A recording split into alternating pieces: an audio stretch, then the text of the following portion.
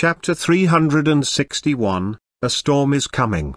Protector he of the National Security Agency, Manager Jiang, Gequanlong and Gefang were important people. However, they all lost their lives at this moment. Instructor Liu could imagine what a storm this would cause tonight. He doubted whether his uncle Liu Yunzhen could take care of it. He was not sure. That Gefang, what an idiot. Damn, why the heck did he mess with boss? He had the nerve to do that behind the boss. He deserves to die. Instructor Liu stood in the hall, cursing in his heart. It could have been nothing, but now it had come to this. He found it difficult to handle the situation. It's Olga's fault. He was so ignorant. The saying lechery could lead a man to an early grave was right. He did not just get himself in trouble, so many others were implicated by his actions. Those people would be furious if they found out the cause of their deaths. Clear up all the bodies. After thinking for a while, Instructor Liu gave several orders. First, record everyone's IDs at the scene, leave no one out. Call for ambulances from the nearby hospitals. Let the bodyguards take their bosses back. Contact the owner of this club for me. Ask him to be here in half an hour, on the road from Jianshaw District to New Moon Bay. Zhao Feng was in the lead, driving the military Hummer, followed by a row of Benz cars and 2 supercars. In the Hummer, Zhao sat in the passenger seat. She was silent, and apparently had not gotten over the shock yet. Zhang Han sat in the back seat with his arms around Ziyan. It was quiet in the car. Zhang Han seemed to turn into a quiet man, again. His eyes were dull. He was thinking. The fight was not one of the most dangerous he had experienced before. Everything was what he expected. It's just that, although the enemy was killed in seconds, the fight was not good enough. If he Yunfei knew more moves, it could have been a problem for them. My strength is too weak after all. Yuan King fruit will be ripe in 2 or 3 months. We need to prepare some medicinal materials and spirit treasure. When Yuan King fruit comes out, we need to refine the magical pellet. As long as I get to the foundation stage, I could ignore some of the rules. I still need strength to support the easy life. I should not keep such a low profile.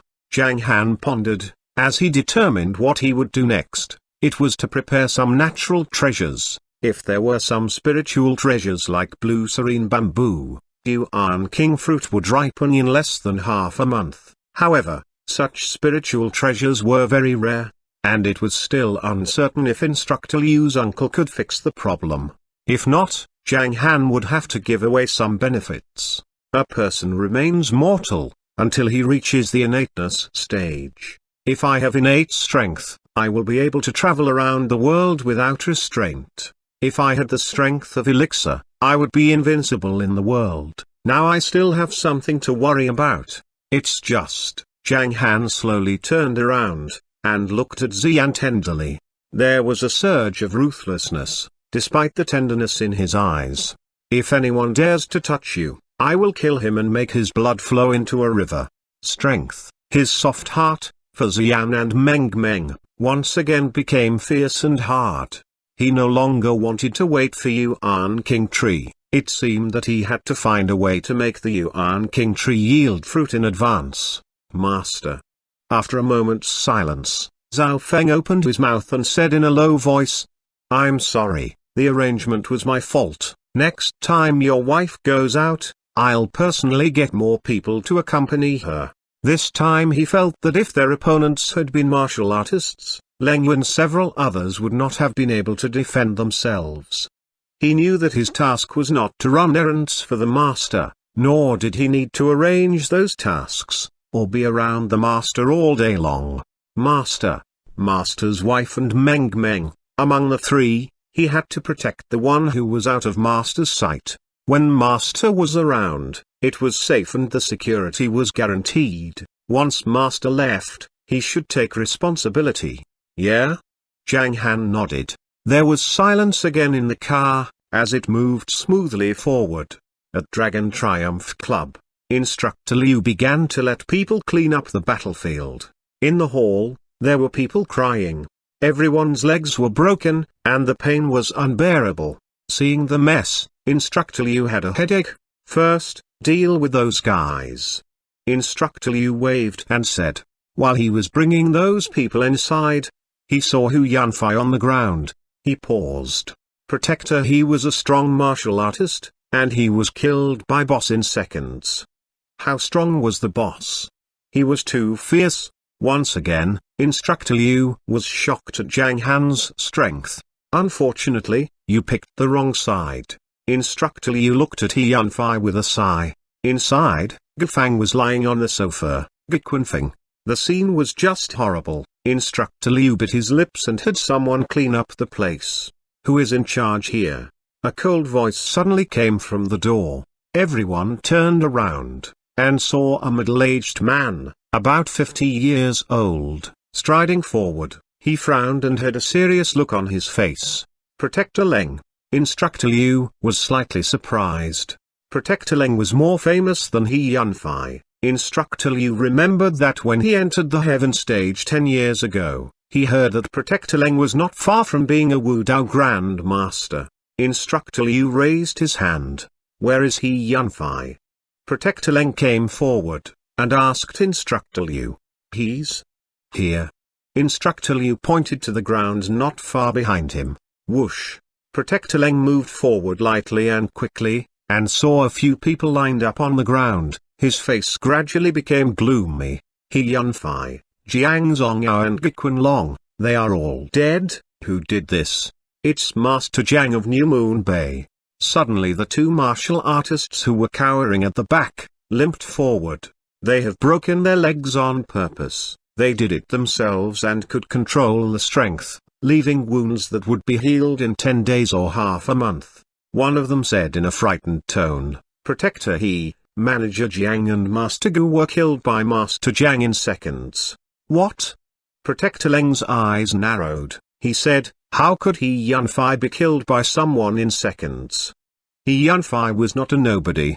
He did not know that Zhang Han had commented in front of everyone, that Hu Yanfei was a nobody.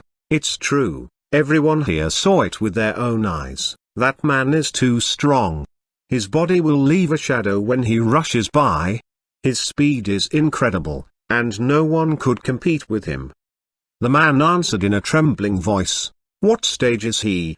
Protector Leng frowned and asked. I heard Protector he saying that Master Zhang seemed to have just entered the profound stage. Profound stage? That's impossible. Protector Leng's face changed instantly and he said, is there any monitor here? Where is the owner of this club? Tell him to come and see me. He'll be here in a minute. Instructor Liu answered from the back. Protector Leng, they are a team. He is with Master Zhang. That Master Zhang was extremely cruel and merciless. Killing a few people was not enough for him. His orders were to break everyone's legs. The Earth Stage Master said. Master Zhang had already left. In front of Protector Leng, he relaxed, and had the courage to relate the incident. Well? Protector Leng looked at Instructor Liu fiercely and asked, is that true? This. Instructor Liu's eyelids trembled, he bit his lips and said, we were here to watch the scene. This is entirely Gu's fault. He intended to do harm to the landlady. Oh no, he wanted to hurt Master Zhang's wife. That's why Master Zhang was furious and killed him. If it hadn't been for us, everyone here would have died. Oh? Protector Leng frowned. From Instructor Liu's words, he could feel that Master Zhang was a resolute and cruel man. He thought and said, we will wait until the owner comes over. He did not say anything more. It was not the first time that something like this had happened. It was just that Protector he was dead, and he felt somewhat uncertain. The important thing was to figure out how strong Master Zhang was, so he planned to see the surveillance video first. After a few words, several people left the hall. The ambulances arrived. Some were helped out by their men, and others by other staff. Wu Chengdong, Meiki, Li Cheng, Fu Shan and Xu went together. They exchanged looks and recognized the bitterness in each other's eyes. Boss Wu, what should we do? Fu Shan's face was pale with pain, as he asked in a trembling voice. What should we do? How do I know what we should do? Wu Chengdong answered in a sullen tone. After thinking about it, he sighed and said, "Go to the hospital first, and then, next time we see Xian, we should treat her more respectfully than any other members of the board of directors. She has such a strong martial artist to depend on. Why didn't she say something earlier? If we knew that, this kind of thing would never have happened." Chi said angrily. Li Cheng was silent and made a decision in his heart. He would avoid Xian in the future. Furthermore, he would not visit the company so often. He had no idea that there was such a dominant figure behind Xian. It's terrible. Fortunately, Li Cheng did not do anything to provoke him, otherwise, he would have died today. Every time Li Cheng thought about it, he could not help shivering. It was too scary. Xuanhuan, her agent and her friend suffered pains in their legs, but they felt even more pain in their hearts. Before this, Xuanhuan would think that Xian was someone she had surpassed. But now, she suddenly found out that her inferior has been standing at a height that she could never reach. She was sad in heart, and could not help laughing at herself. On the other side, the yellow-haired man and others were completely shocked. Their big brother, Gu Pengfeng, who had been their boss for several years, had just died so suddenly, in front of them. Damn, what's going on? Who were those people? The society was too scary. He did not want to get involved. It was not the right road for them. Many of the bosses went to the ambulances silently, some of them were helped by their bodyguards to their cars and went to the hospital. It was supposed to be an exchange meeting, but they never expected that, because of an idiot, everyone suffered. And the martial arts world was even more frightening in their minds. Some people took out their mobile phones and called their friends. "Brother, my leg is broken. You can't imagine what I have gone through today. Our situation was quite desperate. What's wrong with you, buddy? Don't do something stupid." "I did nothing." "I don't know if you've heard of this guy, Master Zhang of New Moon Bay." Among them, those two Earth-stage martial artists also called their friends. "Protector, he was killed in seconds. The man's strength is supreme. He is Master Zhang of Crescent Bay. He is so scary, it's a feeling of being dominated." In short, it seemed that the incident would soon spread throughout the martial arts world and the upper class in Hong Kong. One could imagine what a sensation it would cause. At this moment, Liu Yunzhen was annoyed. A few high-level officials had already found out about the incident. In the middle of the night, a promotion conference was held secretly. Chapter 362, Director Danan. Thanksgiving Special Updates. In the Hong Kong official building, a very impressive high-quality car stopped in the parking lot. Liu Yunzhen walked into the building with a helpless expression on his face. As he arrived in the conference room, there were already nearly 10 people inside. Everyone present was a big shot, in charge of great powers of their own territory. After sitting down, Instructor Liu waited for about 10 minutes, during which nearly 10 people walked in succession. There was a total of 19 big shots holding a meeting together, and it was not a large number. At 8:43 tonight, an earth-shattering event happened in the Dragon Triumph Club of the Jianshaw district, and I think you have all heard about it. Now, I will tell you the details of this matter. The old man sitting in the head seat waved his hand, then the projection screen behind him lit up, showing the surveillance images of every segment on the roads. Everyone could see that a black sports car, like a ghost, flashed across every surveillance camera. After the video was sped up for a short period, they saw a Lamborghini following. Then, after a while, a large number of military Hummers and black Mercedes moved forward crazily on the road. The person who killed several important men is in the black sports car that leads the way. The pictures flashed continually, and everyone saw the car going on the rampage unscrupulously, then reaching the Dragon Triumph Club. In front of the rear door, a man lifted the guards up into the air in an instant. He rushed to the Full Moon Pavilion and stopped at the end of the corridor upstairs. As a black shadow flashed across the screen, 6 people fell to the ground. Gradually, the video was slowed down, and this shot was constantly repeated. His instant speed reaches half the speed of sound. Besides this, he moved without any hesitation, killing 13 people and breaking 117 people's legs. This is indeed an important event.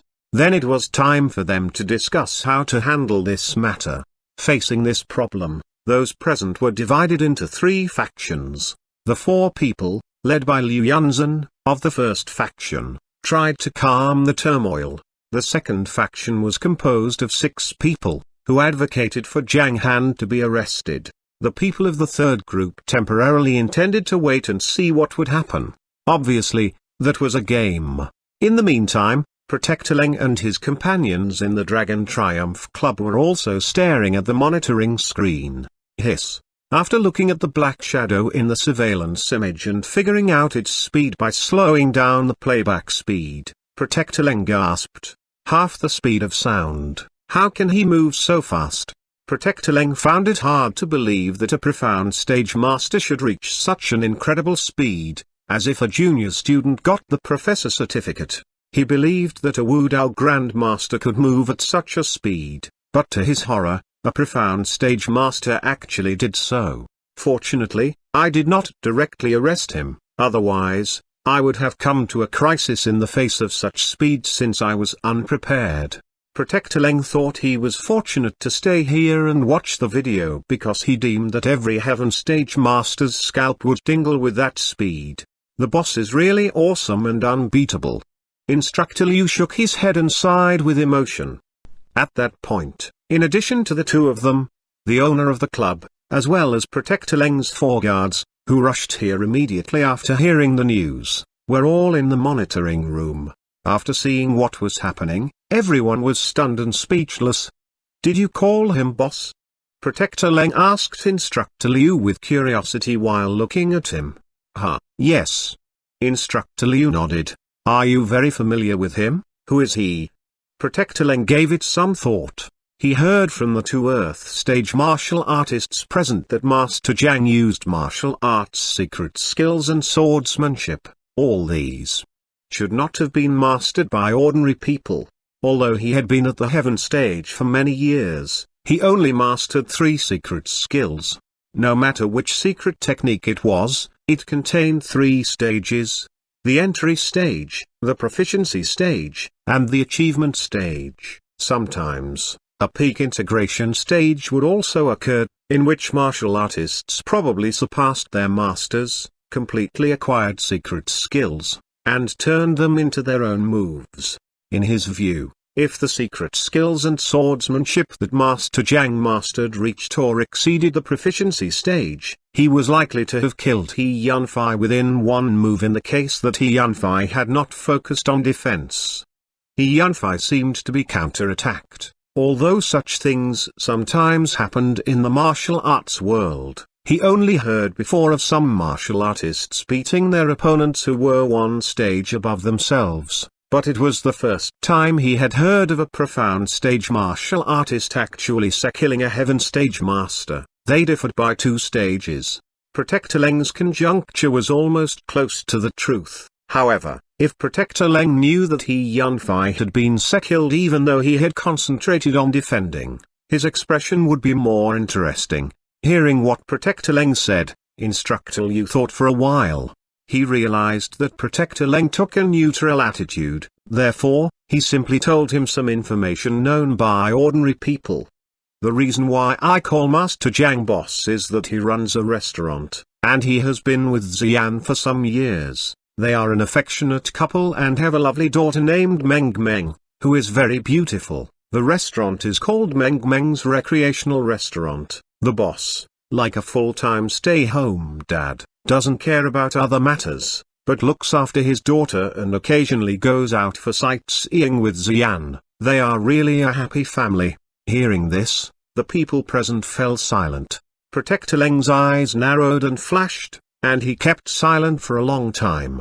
1 minute later, Protector Leng sighed and said, I see and I can really understand him. He does have fangs, but he hides them. No wonder he would kill so many people. In fact, if I were him, I would have done the same. If a great misfortune creeps over the happy family, even if he kills all the people in the hall, they will suffer irreversible consequences. At that moment, Protector Leng seemed to be recalling something, and his heart ached. Then he said in a horrible tone, "If a man fails to protect his family, he definitely is not qualified to become a martial artist." How detestable! Those childs from aristocratic families, who are self-righteous and overweening, always think that someone will help them handle all the problems, no matter who they defend. Woefully, they even don't understand that behind an able man there are always other able men. Their basic qualities seem to have been eaten by dogs. For such people, they should be killed. Even if they stay alive, they are also curses to others. After hearing Protector Leng's words, Instructor Liu and other people froze, feeling somewhat astonished. How did he get angry as he spoke? Perhaps Protector Leng was also a person with stories. They do court death, but Protector his and other people's identities. Instructor Liu whispered. HMPH, they deserve to die as they hold a candle to the devil. If there were no such people to support the childs of noble families, they would not have been so arrogant. Protector Leng was obviously still lost in thought and spoke in a cold and murderous tone. Great. Instructor Liu gave him a thumbs-up gesture all of a sudden and praised him. Protector Leng is indeed a real man. We, as martial artists, need to do the right thing. Even death will not expiate all crimes of those who live in disgrace. Now, I'm going to inform Director of what happened. Protector Leng raised his eyebrows slightly. Is Director back? Instructor Liu's eyes widened at the thought of what a great surprise it was. Director's name was Zhang Han. As a famous Wudao grandmaster in Hong Kong, he ranked 11th on the list of Hong Kong's martial arts world, but he was rumored to be in the top 10 on this list. He was truly a man of great horror. The list was an exclusive list for martial artists in the cities, which was created by technical personnel of the National Security Agency after they comprehensively analyzed the data of combat strength and destructive power. Each province had its own list, and every martial artist expected their name to be on it, which represented glory, a deterrent, and an exalted status. However, some people did not care about what was going on outside the window, but devoted themselves to martial arts. These kinds of people only accounted for a small percentage among the entire martial arts world. Instructor Liu had heard that Lianzhen had gone to a certain secret place 6 months ago, and he had lost his news then. He had not expected that he actually came back now. With Zhang Han and his uncle's help, this turmoil probably would be appeased at once. As was known, Zhang Han was an influential giant. Director has just been back for a week, and I will tell him what happened truthfully. How he will deal with it all depends on him, Protector Leng said. According to what he said, he was willing to give a hand. After finishing speaking, he went outside without any hesitation and took out his cell phone while walking. What he did stunned all the people present. Instructor Liu was also quite surprised, feeling that Protector Leng was simply an ally falling from the sky. Actually, Instructor Liu's words touched Protector Leng deep in his heart. Once upon a time, he had had a beloved woman and also had encountered such things. Although he had bristled with anger, his lover eventually was killed. Therefore, for those who played tricks behind others' back, he hated them so bitterly. About 5 minutes later, Protector Leng came back with a cold face and nodded. Director said that he would handle this matter. Then everyone just waited. Finally, after about half an hour, Instructor Liu's cell phone suddenly rang. As he saw it was his uncle, his heart slightly sped up, feeling a little nervous at that time. He glanced at Protector Leng and the other people dryly. He picked up the phone directly. Uncle. As Instructor Liu heard Liu Yunzhen's words from the other end of the phone, his eyes gradually widened and he felt somewhat excited. I got it. Instructor Liu hung up the phone and gave an OK sign to Protector Leng. Then he picked up the walkie-talkie from the pocket of his jacket and said loudly, "Everyone, gather in front of the full moon pavilion." Is the matter settled? Protector Leng asked. My uncle told me 4 words. Instructor Liu's eyes narrowed and he said, "Let him pass first." "Oh, congratulations." Protector Leng smiled, then waved his hand and said, "I will leave now. Tell your boss that I will visit him at my leisure." "Okay, thank you so much, Protector Leng," Instructor Liu replied with a smile. "Let him pass first." These 4 words had already indicated that the significance of this big event would basically be minimized. Both of them knew that. Then Protector Leng and his men left. After the people of the Wolf-Head detachment assembled, Instructor Liu went downstairs. Standing in front of them, he said in a loud voice, with a list in his hand, "Today we have a mission. The names of all the people in the Dragon Hall just now are on this list. Now, we should take action in groups, issuing a sealing order to them." Back to 15 minutes ago. In the Hong Kong official building, a meeting was in full swing. Liu Yunzhen was angry and fierce at that point, and he told the listeners every detail he knew about Zhang Han. There was no denying that others would envy him since he was a general who could cultivate martial artists in huge quantities. But people of the other faction still looked down upon him. How ridiculous! Although martial artists are formidable, we live in an era with advanced science and technology. Such a mob is supposed to be killed. He is able to cultivate martial artists, so what? Can any martial artist be compared to a missile when it comes to destructive power? Moreover, will other martial artists make a scene if we make concessions this time? Gufang of the Gu family is somebody after all. The person who was speaking was on a good term with the Gu family, so he spoke in a really offensive tone. Gu Pengfing courted death as he was desired to get Xian and took action first, a man of Liu Yunzhen's faction said. He could have punished Gu Pengfing, even could have beat him. However, what did he do? Have you seen the pictures? Do I need to say more? As they discussed with each other heatedly, more and more people finally supported the proposal that Zhang Han should be blamed. Eventually, the old man sitting in the head seat said, "He indeed beat them so badly." In this case, I think, just as he was about to draw a conclusion, there was a sudden knock on the door of the conference room, and everyone looked over. After the door opened, a bulky tan-skinned man, more than 1.8 meters tall, with thick eyebrows and big eyes, walked in. Director. Many people were shocked and greeted him. As the leader of the National Security Agency of Hong Kong, Tannen was a heavyweight giant, only the old man in the head seat bore comparison with him in status. Tannen nodded and went straight to a free seat, then sat down. "Director, have you heard of this event? What do you think?" The old man sitting in the head seat asked. "I have a suggestion for this matter." Tannen directly spoke out his thoughts. This was the trigger of the sealing order. People of the Wolf-Head detachment began to take action, but they asked the police for help to find the people on the list, starting by asking them to sign confidentiality agreements in succession. The sealing order could quickly appease this matter. Furthermore, the order could prevent that event from causing a sensation in the upper class. Although it was inevitable to be spread in a small circle, no one would talk about it in public since the sealing order mainly acted as a deterrent. However, the sealing order was only for those bosses and guests, while the people in the martial arts world, they could not command them. In addition, Instructor Liu remembered that the boss once said that he would use He Yunfei's and some others' blood to let others know his name. However, the boss said that he was Zhang Han Yang. Isn't his name Zhang Han? Is Zhang Han Yang the name he uses in the martial arts world? Is he famous in some places? It seems that the boss is also a man with stories. In a ward for several people at Fuxing Hospital in the Jianshaw district, Wu Chengdong, Meiki, Li Cheng, Xuanhuan, and some others were lying in bed, and aside from Meiki, they did not suffer severe fractures.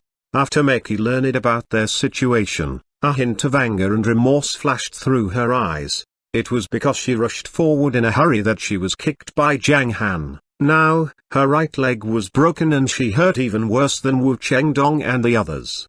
Meiki gritted her teeth at the thought of that and said bitterly, I shouldn't have asked for mercy at that time since he obviously went crazy. Now I'm badly injured and have to work with a cane. It will take me more than 3 months to recover. We'd better recuperate for a few days first. That's all we can do for the time being. Wu Chengdong sighed. I also plan to rest for several days. I feel really uncomfortable about my broken leg. I just told my father, and he was scared out of his wits. Li Cheng said. What should I do? My album has not started being recorded yet, and my leg is broken now. I got this opportunity with great difficulty, Xuanhuan said pitifully and even began to whimper. That's enough. Didn't you just simply suffer a dislocation? Why are you crying here? You will recover in a week. Wu Chengdong said in a somewhat impatient tone. Hey, please stop talking about your condition, okay? I can't even get out of bed. Can you take my feelings into account?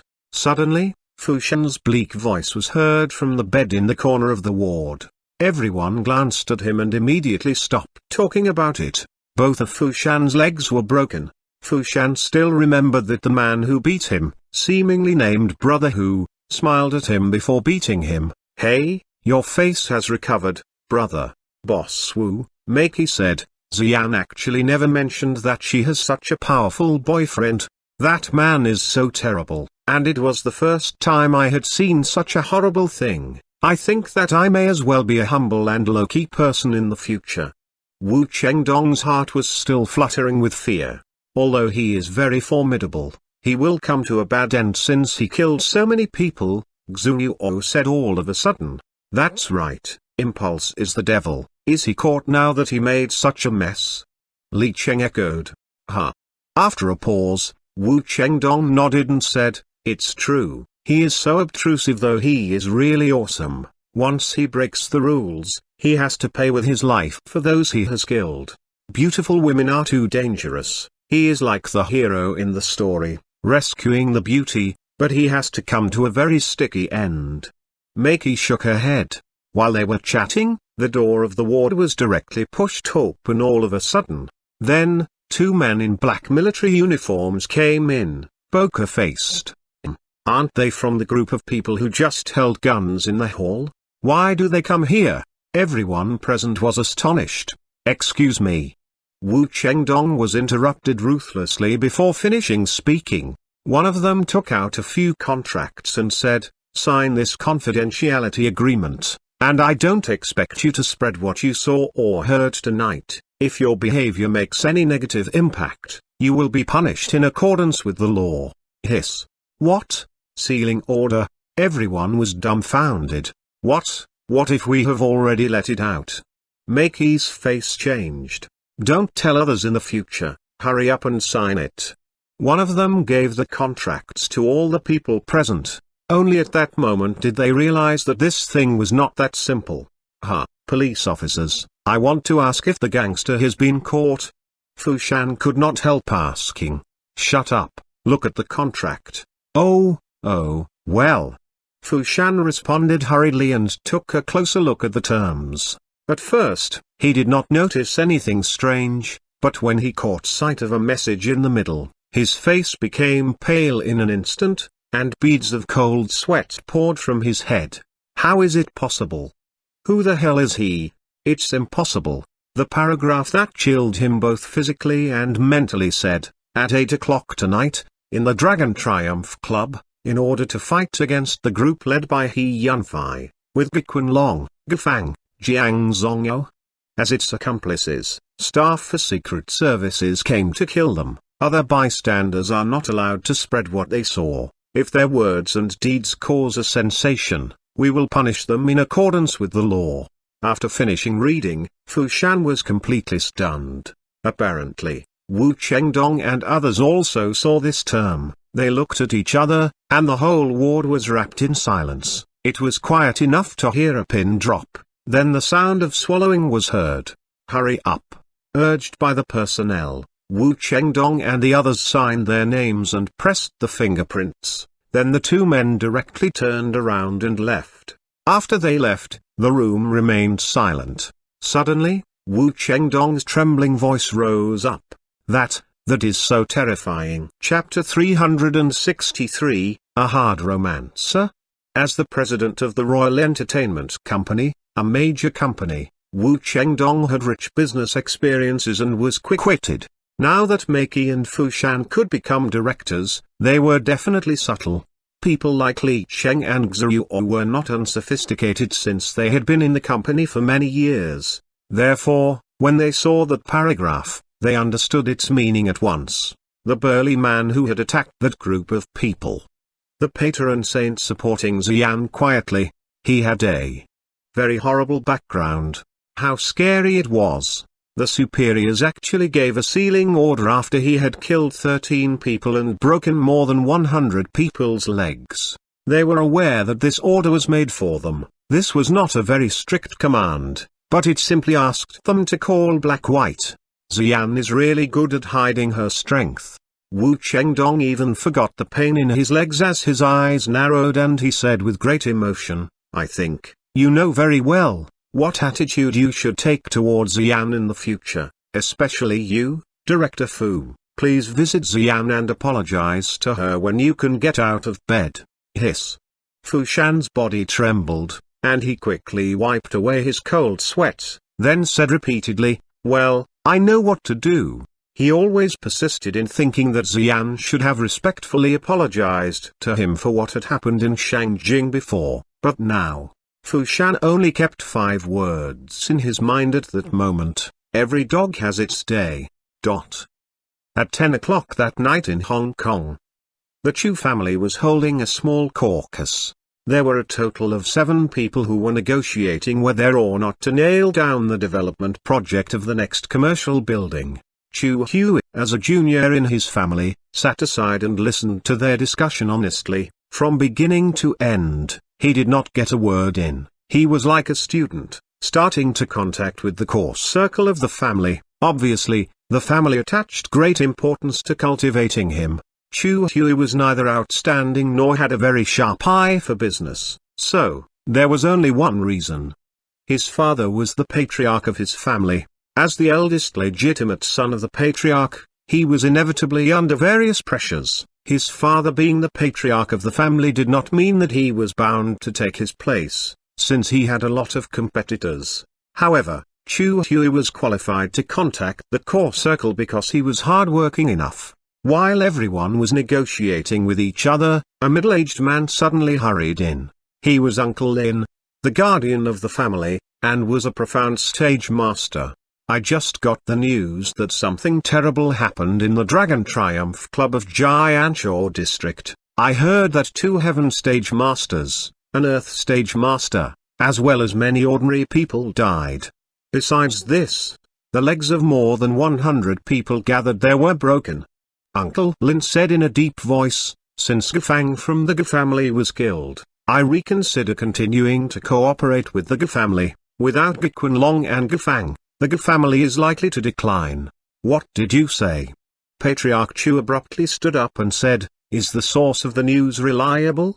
I asked 2 people who had witnessed it what happened. They were both shocked, and I learned that the man attacking them was Master Zhang of New Moon Bay, whose movements were so decisive and ruthless that he killed 2 Heaven Stage Masters, one of whom was Protector He. It is rumored that Master Zhang is just at the profound stage, therefore, I can't figure out how he killed them. Now this thing is almost spread all over the city. The Gu family, without a leader, probably will suffer a series of strikes in commerce. You need to be well prepared, Uncle Lin said and shook his head. As soon as he finished speaking, Chu Hui's face changed over and over again. His hands shook slightly, and he asked, Uncle Lin, do you know why he attacked them? I was there at 8 o'clock and left at 8:30. There was nothing unusual when I left. Were you also there just now? Patriarch Chu raised his eyebrows, then looked at Uncle Lin. I heard that Gu Pengfeng, the junior of the Gu family, intended to violate Master Zhang's woman. Hence, Master Zhang killed several people in a fury, Uncle Lin said slowly. Hiss. After hearing what he said, Chu Hui could not help gasping. What the hell was going on? Patriarch Chu looked at Chu Hui and asked, It's her, it's Xian. Chu Hui hurriedly stood up and said, Master Zhang is definitely the man behind Xian. Well, I went there today and found Gu Pengfeng looking at Xian and that he wanted to get her with underhand tactics. I reminded him at that time that provoking such beauties, like Xian, would lead to no good end. It seems that he still took action. Is that actually what happened? After hearing his words, everyone spoke in succession. Was the Gu family, which has just risen, destroyed by an ignorant junior? If both Gu Qinlong and Gu Fang are dead, the Gu family will suffer blows from a variety of companies. Without Gu Qinlong, people of the family will all lose their right to discourse. The situation is not optimistic. I'd better reconsider the collaboration between us. Moreover, I think our Chu family can also take a share of this pie. Xiao Hui, call the people who were at the hall at that point to ask if that is the case. Patriarch Chu said hastily. Okay. Chu Hui quickly took out his mobile phone and called in front of them. Dachao, did something happen there after I left? Yes, there is something that happened, but I can't tell you. Why can't you tell me? Dachao glanced at the backs of the two police officers who went further and said while gritting his teeth, I'm prohibited from telling others what happened. Are you injured? My leg is broken. Fine, I see. Chu Hui took a deep breath, hung up the phone, then dialed 2 telephone numbers, getting the same news. Are they not allowed to spread this thing? Now that they're all injured, this matter is not unfounded, perhaps. Someone gave a sealing order. The meaning behind this command is so amazing. Patriarch Chu frowned and sighed with emotion. He took out the phone, preparing to inquire some of his partners to ask if they knew about this thing. I'm afraid that my leg would have been broken if I had not left. Alas, every beauty is really dangerous. Remembering Xian's exceedingly beautiful appearance, Chu Hui muttered secretly. The last lady as pretty as her married into a royal family, while Xian had a formidable man backing up her. At that moment, the thought of staying at a respectful distance from such beauties welled up in Chu Hui's heart. Meanwhile, in Hong Kong, some other well-known families, like the Chu family, also heard the news. At first, they were a little shocked, but after asking around, they were really dumbfounded. But gradually, this astounding news subsided. Although people talked about it secretly, they were somewhat confused as they did not know the details. However, they would naturally understand what exactly had happened after a few days. As for Zhang Han, the key man of this event, he was still sitting quietly in the Hummer at that time with his arm around Xian. After more than half an hour, the motorcade returned to the company. At that point, Xiong was already holding Meng Meng and a big bear that was taken from a female staff member's room in his arms. Papa, why are you back so late? I've been sitting for a while and feel anxious. Meng Meng said, pouting. I went to pick up your mama, come on. Seeing Meng Meng's cute expression, Zhang Han smiled and picked Meng Meng up. Mama, huh? Why does mama fall asleep? Meng Meng said, baffled. Your mama is tired, Zhang Han responded. We'd better lower our voices. Meng Meng lowered her voice, then looked at Xiong, who was standing in front of the car door, and said, let the big bear sit there. While speaking, Meng Meng pointed to the space beside Xian. Okay. Xiong laughed and walked over to open the door, then put the bear in. After the car door was closed, Zhao Feng drove back to the restaurant. Zhang Han received a call from Instructor Liu when they just arrived at the restaurant. After hearing what Instructor Liu said, he did not say anything. After hanging up the phone, Zhang Han picked Xian up. In the meantime, Zif held Meng Meng in her arms, while Zhao Feng held the big bear. The three of them walked into the restaurant together. Because the door had not been locked when they had left, they directly pushed in. Fortunately, most of the diners were familiar with the rules of the restaurant, which were also attached to the signboard in front of the door. Thus there was no accidental visitor in the restaurant. They went to the second floor. Zhao Feng put the big bear on the sofa, and Zif sat on the sofa with Meng Meng in her arms, while Zhang Han entered the bedroom, holding Xian, and closed the door. After changing Xian's clothes into pajamas, Zhang Han went to the first floor to take some yanking water, then returned to the bedroom and gave it to Xian. "Papa, come out quickly." Meng urged from the sofa. "Here I am." Zhang Han walked out and sat on the sofa, then he held Meng in his arms, kissed the little princess's tender face several times, and said, "Good girl, Meng. Papa will cook fried chicken wings, and buy ice cream and snacks for you tomorrow." "Huh, really?" Meng's big eyes brightened in an instant. "Of course." Zhang Han touched her head. "Great, I want to eat snacks, ice cream, and a lot of delicious food." Meng felt really delighted at that time. Meng dissipated most of the annoyance in Zhao Feng's and Zif's hearts. "Boss, I will go back first." Zhao Feng got up and said. "Fine." Zhao Feng turned and left. At that point, Zif thought for a while and said, "Brother-in-law, when will elder sister Yan wake up?" "In about a dozen minutes," Zhang Han answered. Zif nodded and did not intend to leave now because she would feel somewhat scared and upset if she went back alone. Zif did not feel much better until she had played with Meng on the sofa for a while. Xian soon woke up, but was still a little dizzy. After talking with Xian in the bedroom for a moment, Zif walked out, feeling exhausted both physically and mentally, so she intended to go back to rest. "You can have a rest in the secondary bedroom."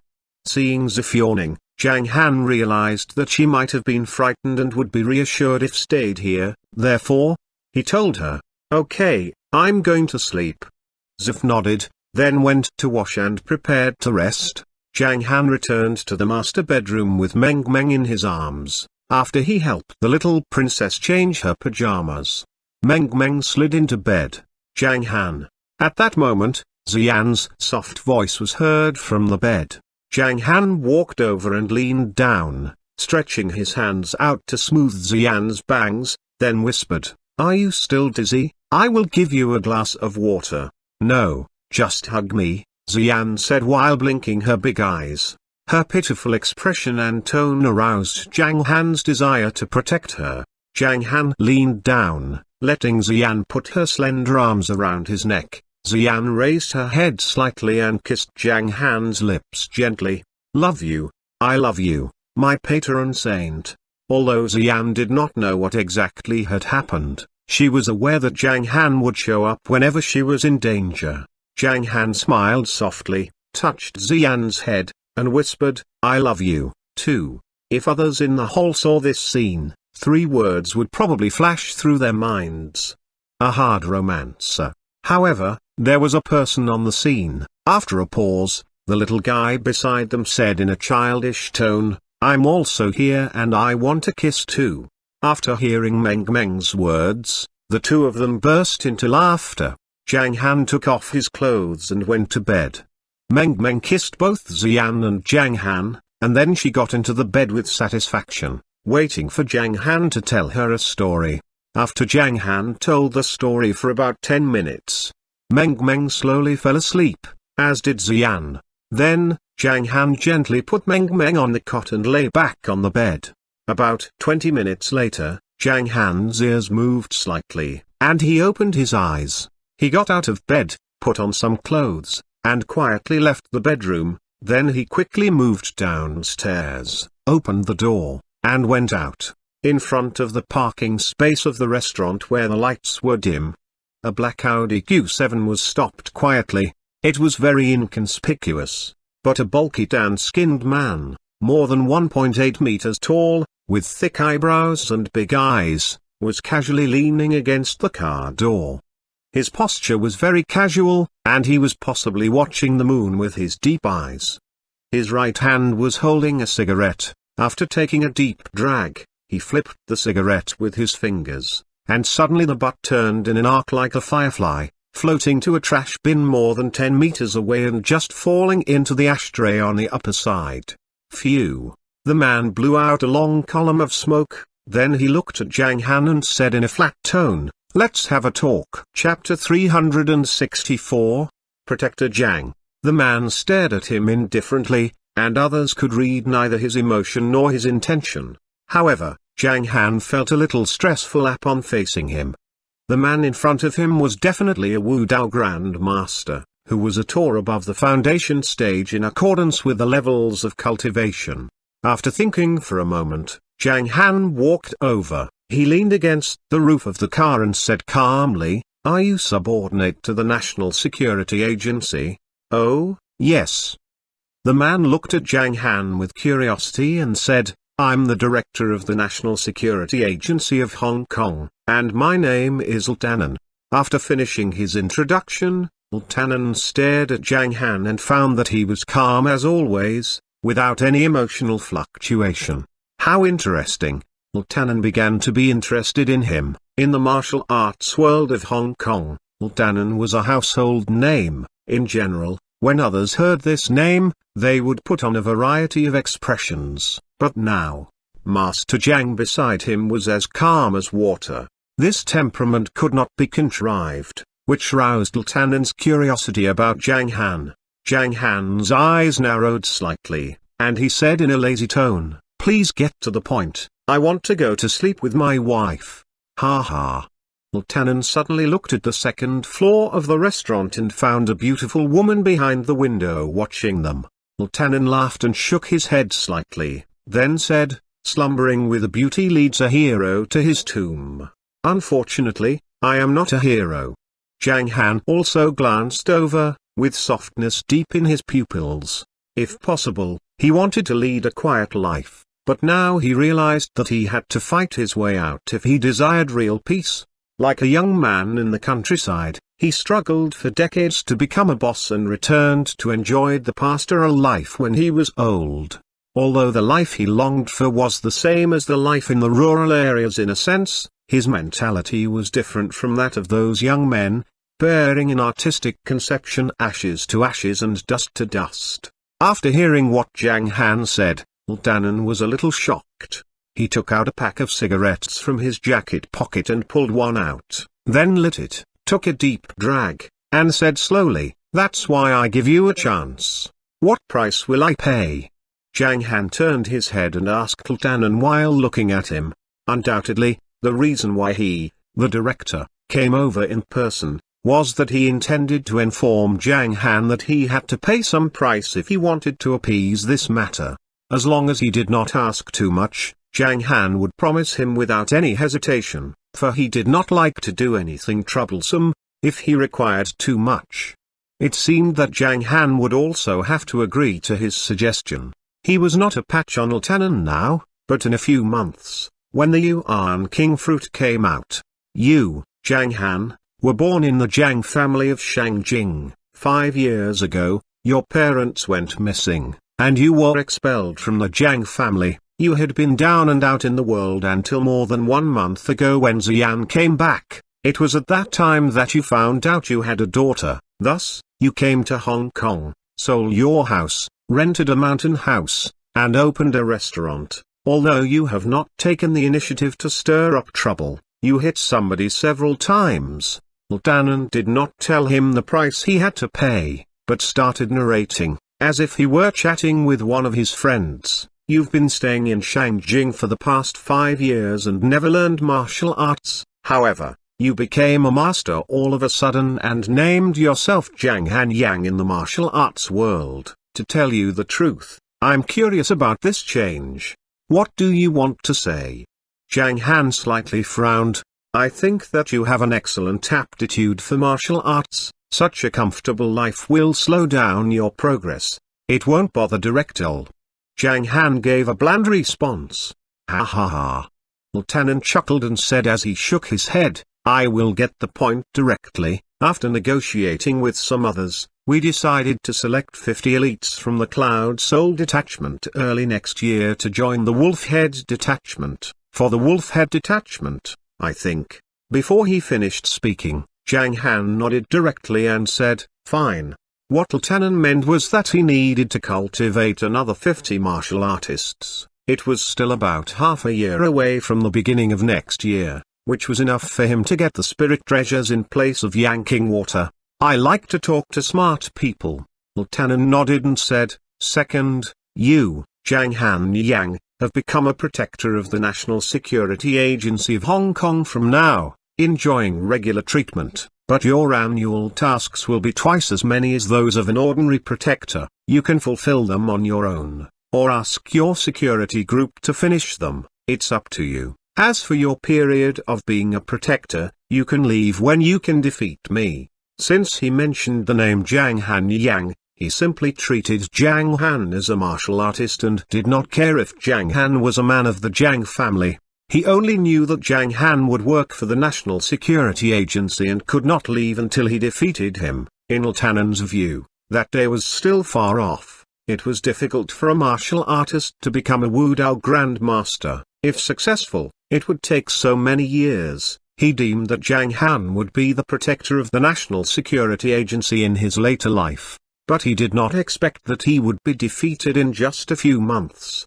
At that time, Lieutenant was really startled. If time could flow backward, he would not have set such a limit. MMP, he was simply digging a hole for himself.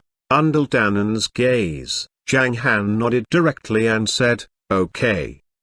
Lieutenant nodded with satisfaction. After he shook his hand, a silver token as big as a palm appeared in his hand, and then he handed it over. "This is your identity token. Your mobile phone has received a message about downloading software, from which you can understand your duties and treatment." Oh. Zhang Han took the token and shook his head with a smile. It seemed that they already knew that he would not refuse, as all these things were ready. "Like father, like son, I think highly of you," Lieutenant said in a much kinder tone and flipped a cigarette butt again. But he did not realize that his words made Zhang Han's pupils shrink. He immediately turned his head and stared at Lieutenant, then said, "Do you know my father?" Lieutenant was somewhat shocked, then said with emotion, "I have heard of some of his deeds. He was promoted to be a Wudao Grandmaster at the age of 33, which was a sensation at that time. But he was hurt badly by a healthy old man with white hair later on. If your father was not familiar with Warlord of the Chan clan, your father would have been killed at that moment without his help. Unfortunately, he was seriously injured so that his meridians were cracked and his cultivation declined. Although he recovered after that, I did not hear that he was promoted back to be a Grand Master." As he spoke, Zhang Han frowned much harder, and his eyes also gradually got colder. "You were really young at that point, so you probably did not know the details. Your father is a real magnanimous hero of his generation, and once I was lucky enough to be taught by him." Lieutenant sighed. It was about 21 years ago when he was at the later period of the heaven stage and failed to find a way out. Only after being guided by Zhang Han's father did he faintly touch the barrier of breaking through to be a Grand Master. "Do you know where my parents are now?" Zhang Han asked. "I have no idea. It is concerned with." Lieutenant suddenly stopped talking, then glanced at Zhang Han and said, "Considering that your strength is still too low now, you'd better keep away from some things. Therefore, for all these reasons, I choose to help you this time." It turned out that he intended to return the favor. However, Zhang Han did not care about his purpose, but said directly, "Can you find out where my parents are?" "Huh." Lieutenant thought for a while and finally said with a nod, "I can ask others, but it is not easy. After all, no news has spread since they disappeared." A hit of disappointment flashed through Zhang Han's eyes. But then he said in a much colder tone, "By the way, tell me who attacked my father." Lieutenant froze at that point. He felt a little bit strange. He was the director. How did he act like a principal? "I don't know who he is, and I have never heard of anyone who knows him, but he said that his name was King Zen's at that moment, with extremely horrible strength. He was a law system Grand Master. I heard that he used water skills in succession when he fought against your father, which was really magical. Judging from his attack power, he had approached the Grand Master late stage. You should know it was more than 20 years ago." Lieutenant replied slowly. After finishing speaking and seeing Zhang Han's expression, he could not help but remind him, "You'd be better off thinking about this matter after you improve your strength." "Okay." Zhang Han was silent for 2 seconds. Then he calmed down, he took a light breath, saluted Lieutenant, and said, "Thank you for telling me the truth. You eventually do the right thing." Lieutenant finally felt that Zhang Han was somewhat polite and enthusiastic. He waved his hand and said with generosity, "You are welcome. Oh, by the way, I have gone to Mount New Moon. Your two spiritual beasts are really good." Lieutenant was a little hesitant, but he could not hold his desire back. Therefore, he said awkwardly, "Actually, I like pets very much, such as Chinese rural dogs." Oh. Lieutenant could not help reminding him, especially the ones with black and gold hair, they look more beautiful. Those dogs are relatively big, and I like big dogs. Lieutenant sent his own signal once again. Ow. Zhang Han glanced at Lieutenant, feeling it a little funny, and said, "Are you talking about Little Hai? Is it called Little Hai? I think the name sounds really good." Lieutenant's eyes slightly lit up. Well. Zhang Han nodded casually, and what he said delighted Lieutenant. But then he said, "After Little Hai mates and has babies, I will give you one." After Lieutenant heard his words, his expression became slightly stiff, and he said bluntly, "Ahem. What if I change half of the heavenly treasures I collected for your Little Hai?" Lieutenant also desired to possess a spiritual beast, which could not only keep him from boredom, but also improve his fighting capability if he fostered it well. Moreover, it would never betray him once it recognized its lord and had various advantages. Lieutenant wanted to feed one long ago, but he disliked the tigers, rabbits, and cats he had seen when he had been out. He really longed for a dog or a bear, therefore, he had his mind on Little Hai. However, he also played a trick when he was speaking. He deliberately said that he was willing to change half of the heavenly treasures he collected for it, which would leave an impression on Zhang Han that he would pay a heavy price.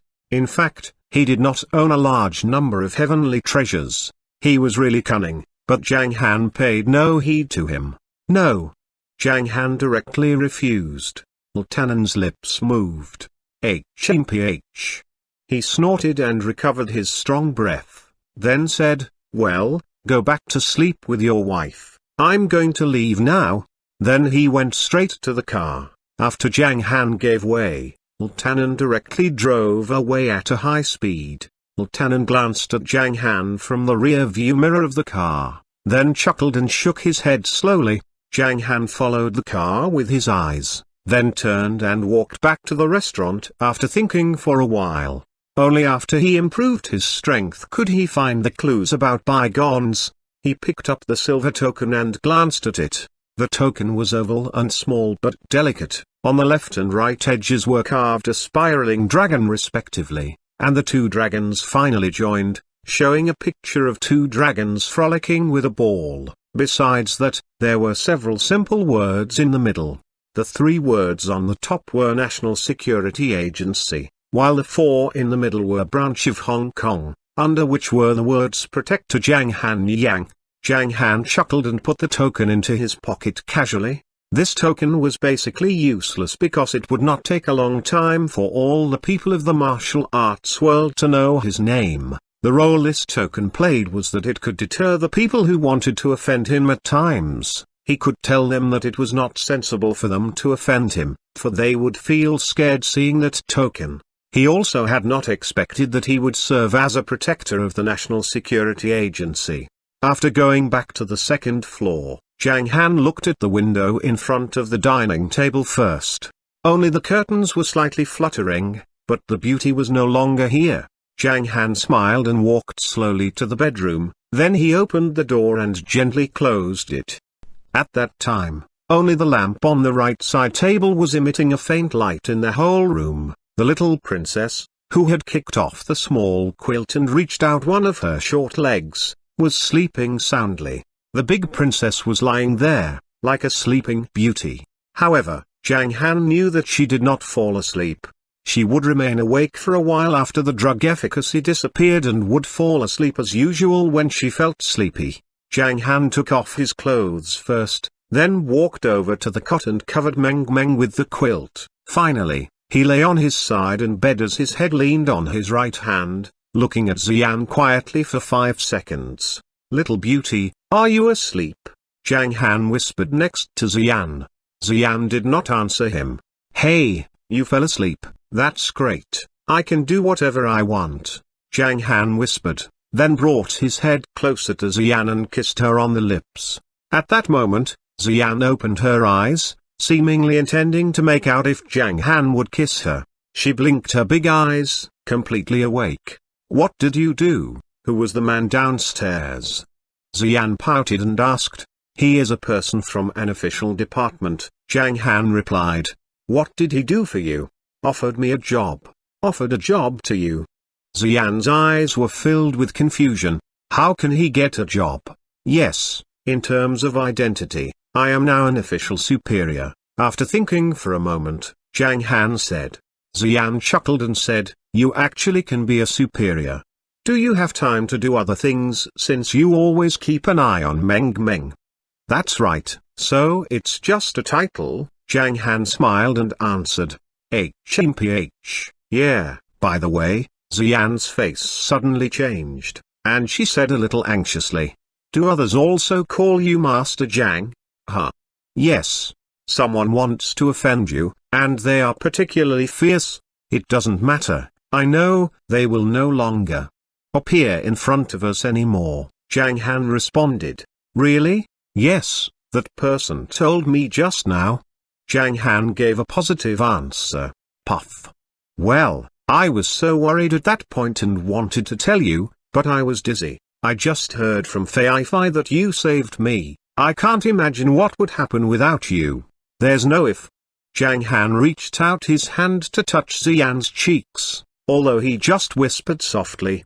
His tone was brimming with firmness, as if he was making a vow. I will protect you, Meng Meng, and our family forever.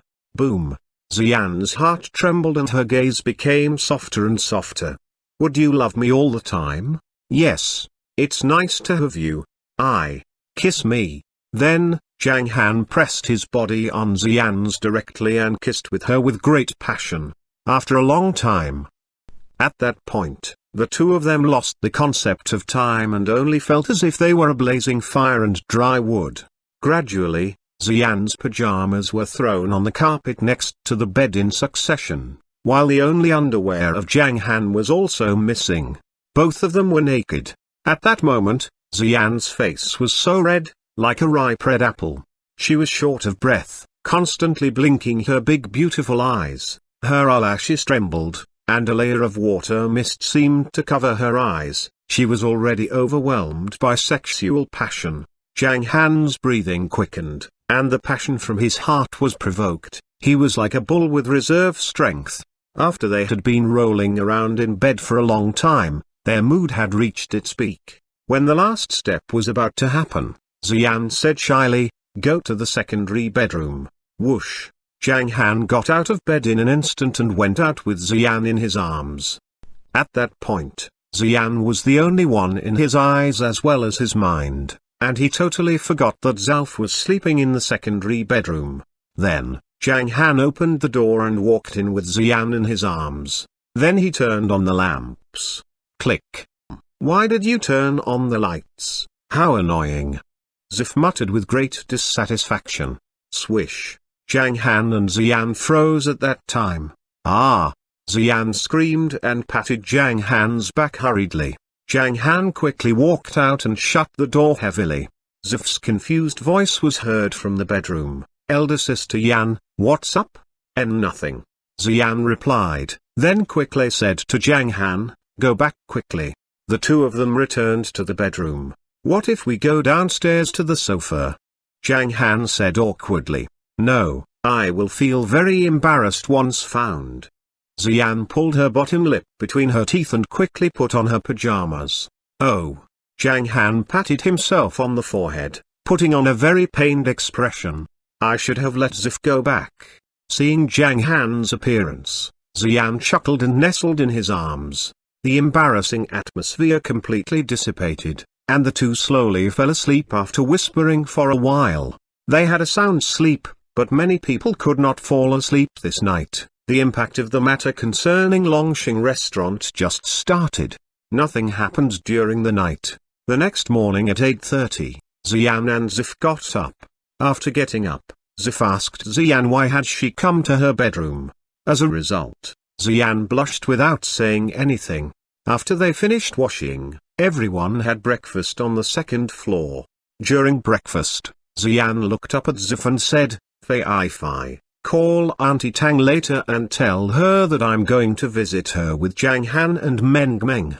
"Oh, fine. I won't tell her who will go with you, and we can see their expressions when they see Meng Meng and brother-in-law. Ha ha ha." Zif burst out laughing. She thought the picture would be very funny if they found out that elder sister Yan's kid grew so rapidly. Chapter 365, A Visit. "Ah?" Meng Meng paused after hearing the words, then she put down the spoon that was used to ladle porridge. She looked at Xian and Zif with big eyes and muttered, Where are we going to play later? Papa said yesterday that he would buy ice cream and snacks for Meng Meng. Later, we'll go to." Xian thought about it, then smiled and continued, "Visit your granny's house." "Well, who is granny?" Meng Meng asked full of doubt. "It's Mama's aunt," Xian answered. It was a usual name used between relatives. Tang Jie and Xian were very close, so she called her that.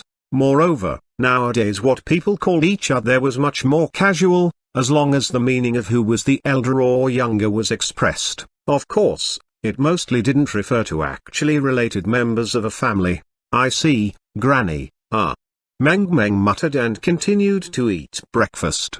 After the meal, Zif returned to her guest bedroom and packed up her bag. At the same time, she called Tang Jie and said that she would be paying a visit later. Tang Jie said she was welcomed, but from her voice, Zif heard some fatigue and sadness. After packing up, Zif came out and said, "Sister Yan, Auntie Tang seems to be in a bad mood." "Huh?" Xin was stunned and said, "What did she say then?"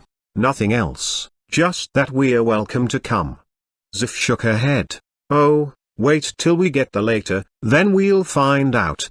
Xian drank up the last half cup of milk and returned to her bedroom with Meng Meng in her arms. As she needed to get the girl dressed, Zhang Han began to clear the table and took the chopsticks and bowls they used downstairs. He washed them and put them away. There were a few people in the restaurant, and Sun Dongying was sitting beside Zhao Feng. He was eating rice fried with eggs while doing a live broadcast and interacting with the audience. The rice fried with eggs looked so normal from the screen, so many people didn't believe that it was a great delicacy. When Zhang Han finished his work downstairs, he returned to the second floor and sat for a few minutes. Then Xian came out and held Meng Meng's little hand. The mother and daughter were wearing parent-child clothes. They were wearing black half-sleeves, in front of which were two cartoon cat patterns, with light blue jeans shorts to match. Xian's shorts above her knees showed her eye-catching, white, long legs. Meng Meng's shorts covered her thighs. They were all wearing white sneakers. Their looks were casual and elegant. People might think Xian was beautiful and sexy, while Meng Meng was cute and fashionable. "You need to change too." As Xian looked at Zhang Han, she waved and said, "The clothes are hanging on the right side door of your wardrobe. You can find them there. Papa, go change now, we need you." Meng Meng urged him by waving her small hand. "I'm going." Zhang Han grinned, got up, and went to the extra bedroom. Opening the wardrobe, Zhang Han smiled again. Xian had just moved in a few days ago and his wardrobe was full. It seemed that this small restaurant was not very suitable for living. Xian's house in Union Garden had a special room for clothes. The second transformation of Thunder Yang Tree will take about 2 years, and we can find ways to make it absorb enough energy ahead of time. Zhang Han found his clothes and shoes while he was thinking.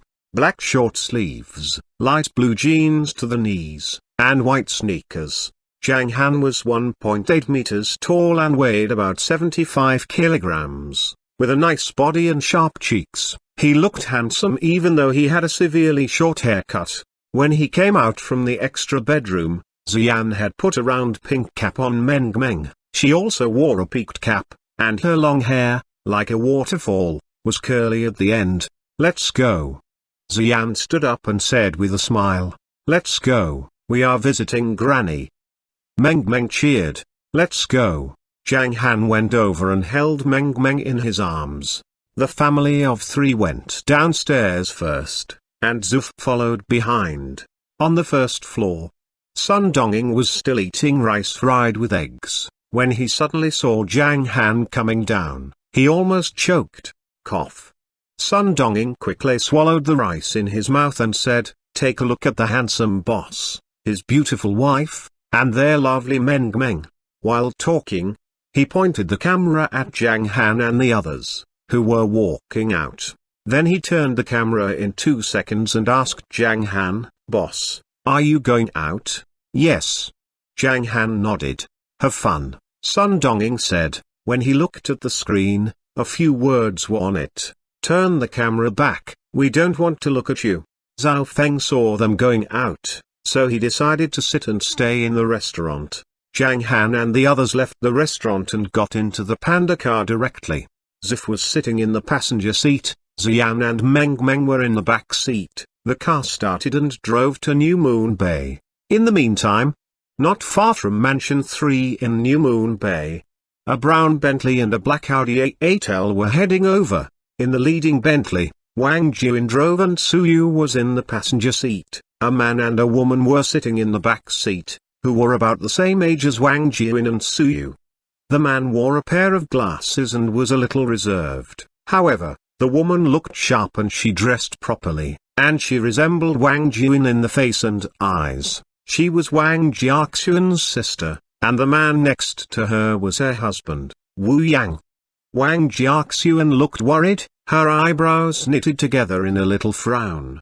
Wu Yang was silent beside her as if he had made a mistake. "I don't know if Mr. Hong can help. If not, we will face tens of millions in penalties for breach of contract." Looking at Wu Yang, Wang Jiaxuan said, "I told you earlier to discuss everything with me, but you signed the contract so recklessly. What are we going to do now?" I didn't know something like this would happen," Wu Yang answered sadly.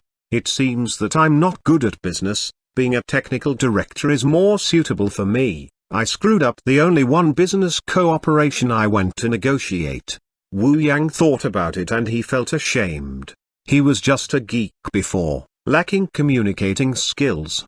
Wang Jiaxuan was the person who ran their Lingxing company, the company targeted at marketing.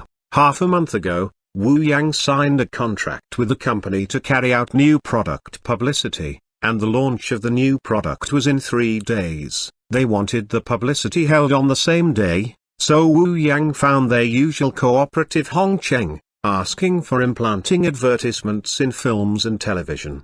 Hong Cheng couldn't make time for them, so he casually introduced Anxing Entertainment to them. As a result, Wu Yang signed the contract without knowing its content while drinking and chatting at a dinner party.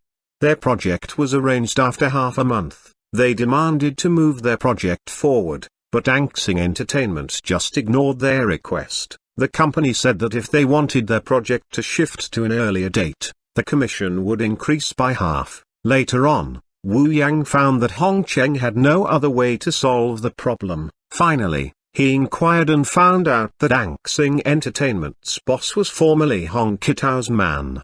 That was what happened and it led to this. Hearing their words, Wang Jian shook his head and said, "Jiaxuan, don't blame Xiao Yang. After all, he has no experience. It's normal for him to be tricked. Luckily, they didn't swindle him." Wang Jian's words were supposed to be consoling, but they sounded weird in Wu Yang's ears. "I shouldn't have let him go out for business." Wang Jiaxuan glared at Wu Yang. "If Mr. Hong can help, it just needs a word from him. You have cooperated with Hong Cheng's company for a long time. Mr. Hong may be able to do something." Suyu comforted her. "I hope so." A ray of hope rose in Wang Jiaxuan's eyes. If Hong Kitao could help to put in a good word, the trouble would be solved. In the meantime, in the hall of Mansion 3, Hong Kitao, Tang Jie, Hong Li, and Ninai were sitting on the sofa. The air was heavy. Today, said Hong Kitao in a tired tone, is the last day. Xuanhuan left them 5 days, and it was the last day. They didn't come up with any solution. I've arranged tickets for you. Tang Jie said, when Lin Shan comes back, you should go abroad and stay for a while. What are you going to do? Hong Li asked worriedly. We'll stay here. Hong Kitao's face was a little unyielding as he said, I don't believe it. What could Xuanhuan do to us? After all these years, Hong Kitao would not be so easily frightened. If Xuanhuan really did anything, he would just take it. I'm sorry, Uncle Hong and Aunt Tang, I have caused the trouble for you. How about? Ninai said sadly.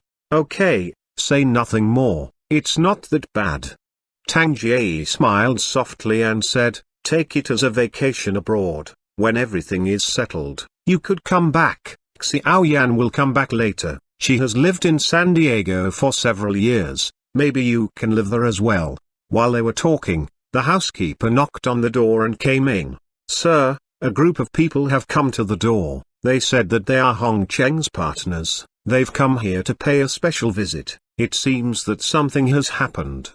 Beat it. Hong Kitao was a little annoyed, so he refused the meeting directly. Yes, sir. The housekeeper walked out, went to the door, and answered the visitors, who were full of hope. Old master doesn't want to see anyone, please leave. His words upset the visitors. They turned around and went back to the Bentley. For a moment, no one spoke. The atmosphere in the car was like that in the hall, and it was gloomy. Let's go back, Wang Jiaxuan said tiredly. Well, let's go, don't get too annoyed.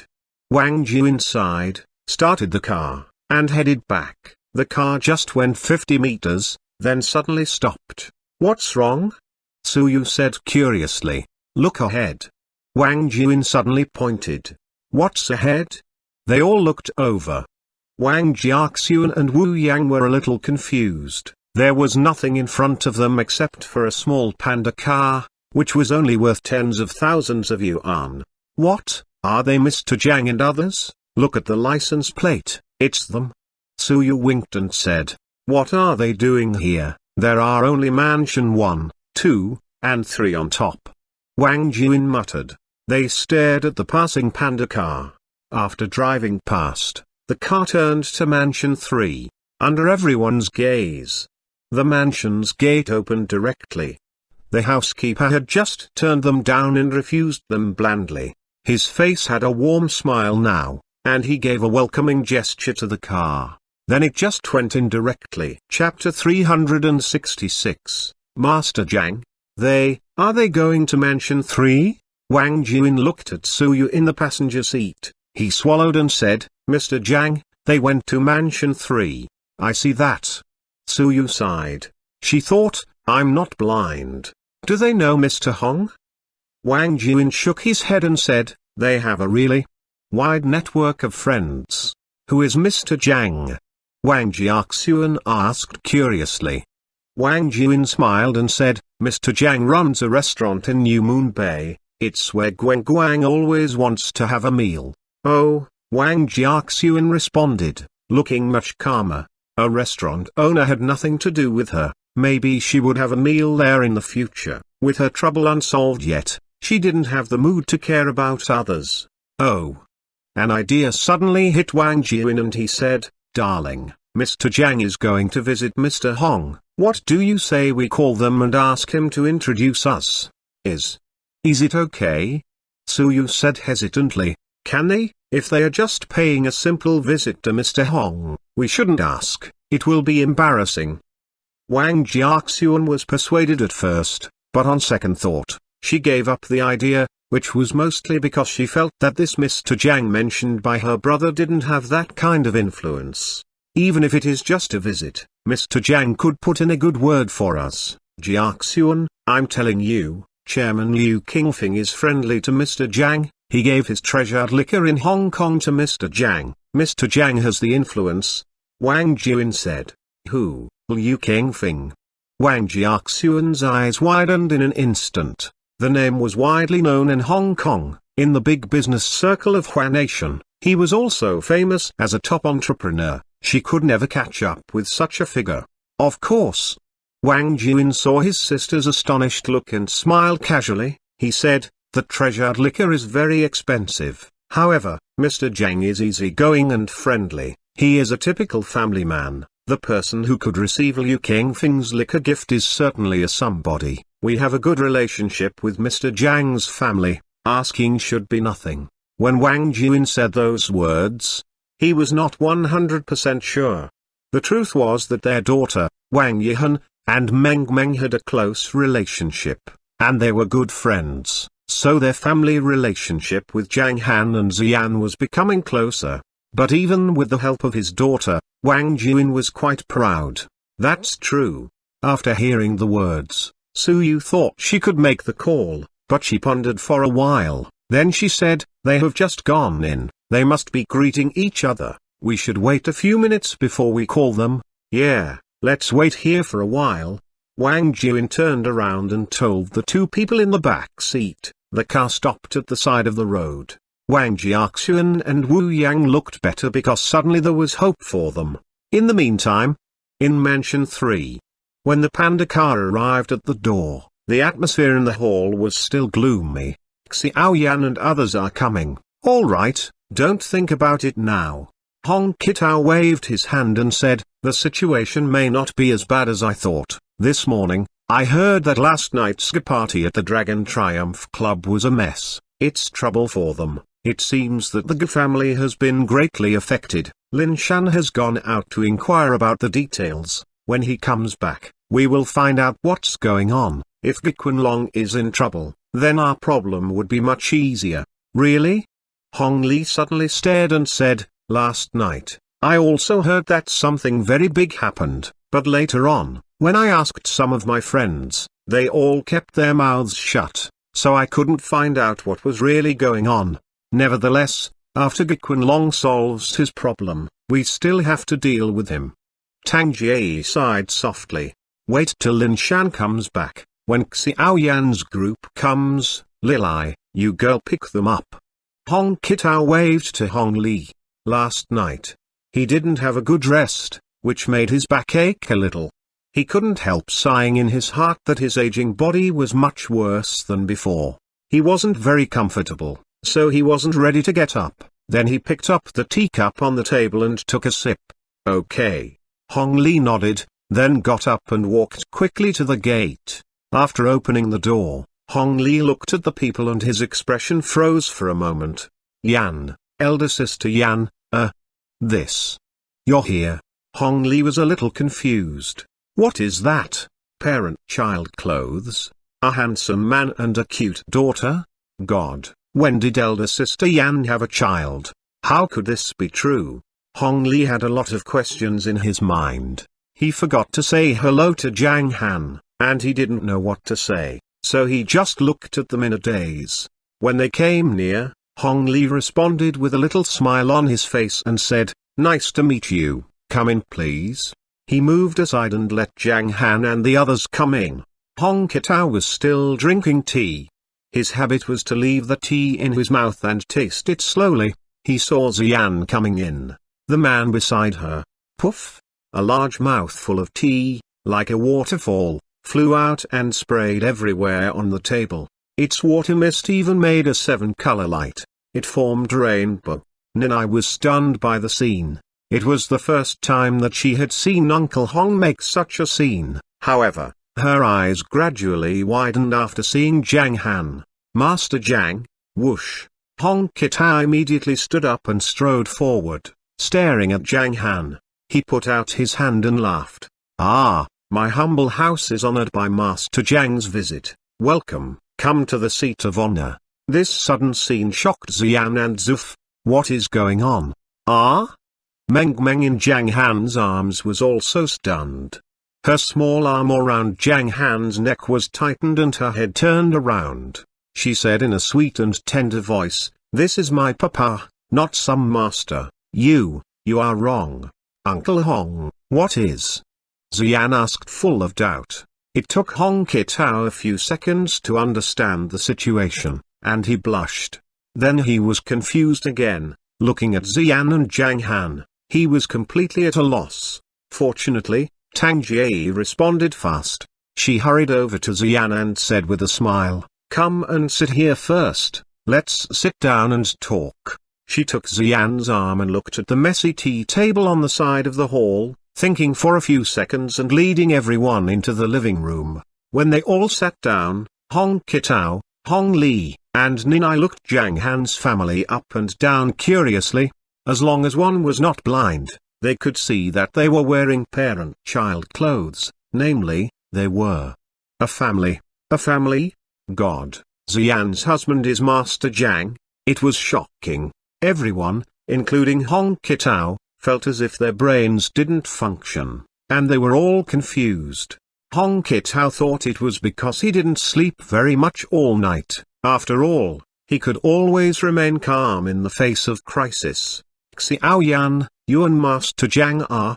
Tang Jie sat beside Zhang and asked with a tender smile. Who's Master Zhang? Zhang closed her lips slightly and looked at Zhang Han strangely. Then she looked at Tang Jie and said, Auntie Tang, let me introduce him. This is my husband, Zhang Han. Zhang's words made Tang Jie and the others take a deep breath. Zhang Han's calm expression changed from the beginning. Hearing Zhang's words, he couldn't help smiling. His wife was still a little shy. This is our daughter, Meng Meng. Meng Meng, introduce yourself. Zhang looked at Meng Meng and said with a smile, well, my name is Zhang Yumen, Meng Meng. My name was given to me by Papa. Meng Meng looked at Hong Kitao with some curiosity and introduced herself politely. Oh, what a cute little girl. Hong Kitao, with a kind smile on his face, could not help reaching out to pinch Meng Meng's face. Before his hand touched Meng Meng, Zhang Han held Meng Meng back in his arms and gave a disapproving look at his hand. He thought, wash your hands before you try to touch my baby girl. Hong Kitao smiled in embarrassment, then withdrew his hand and touched his beard casually. The girl is so cute and beautiful. Zhang, you should really have told Auntie Tang before you came that you have a husband and a child. That's... Tang Jie touched her leg as if she were trying to find her bag. She said, it's too sudden. Auntie Tang didn't prepare a welcome gift. No need, Auntie Tang. Zhang smiled and looked at Meng Meng. She said, Meng Meng, this is your Grandpa Hong and this is your Granny Tang. Hi, Grandpa Hong, Granny Tang. Meng Meng muttered, her big eyes flickering and shining with innocence. Now she was curious about the relationship between Grandpa and Granny. When they saw the look of the little girl, Hong Kitao and Tang Jie couldn't stop laughing. Zhang Han, these are Auntie Tang and Uncle Hong that I told you about before. They used to take good care of me. Zhang looked at Zhang Han and said, Zhang Han nodded, he smiled and said, nice to meet you, Auntie Tang and Uncle Hong. We really don't deserve this, call us, Hong Kitao was flattered and shocked, uttering a murmur. He came up with nothing and just said, anything else is fine. You are Zhang Han. This is the first time you've come here and Auntie Tang hasn't prepared anything. Next time, I will make it up to you. Tang Jie was calm. Since Zhang Han already called them that, she responded casually. From the way Zhang and Zhang Han looked at each other, Tang Jie felt that they were in love. Through Zhang, their relationship with Zhang Han would soon become closer. She never doubted a wife's influence over a husband, and she was genuinely kind to Zhang. Today was a nice surprise. At the critical moment of their crisis, Zhang brought Master Zhang. Was it God's will?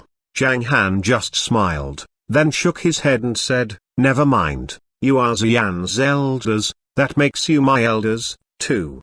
Tang Jie and Hong Kitao were overjoyed to hear his words. They looked at each other and found each other's eyes full of excitement. They were both relieved. With Master Zhang here, they became more assured. Hong Li was still a little confused. He and Ninai had been looking Zhang Han up and down. Master Zhang was so tough on Mount Yunding. But now in front of them, he was so easygoing, as if he was a next-door brother. It made them feel it was a little surreal. Brother Zhang, oh no, it's that. Nice to meet you, elder brother. Hong Li interrupted and greeted him just in time. Nice to meet you, elder brother, Ninai said with a smile. Ziyan added, he is Hong Li, Uncle Hong's youngest son, and she is Hong Li's girlfriend, Ninai. Nice to meet you. Zhang Han nodded. Lilai, Ninai, go get some fruit and snacks. Tang Jie waved to them and said, ah? Meng Meng was surprised, then her big eyes brightened up. She was happy and began to giggle. Seeing Meng Meng's look, they all burst into laughter. Soon after, Hong Li and Ninai brought fruits and lots of snacks. Meng Meng stared with her big eyes at the snacks without moving or making a noise until Zhang Han asked. Then, the little girl just pointed at several snacks. Zhang Han took them and opened the bags for her. Meng Meng began to eat contentedly.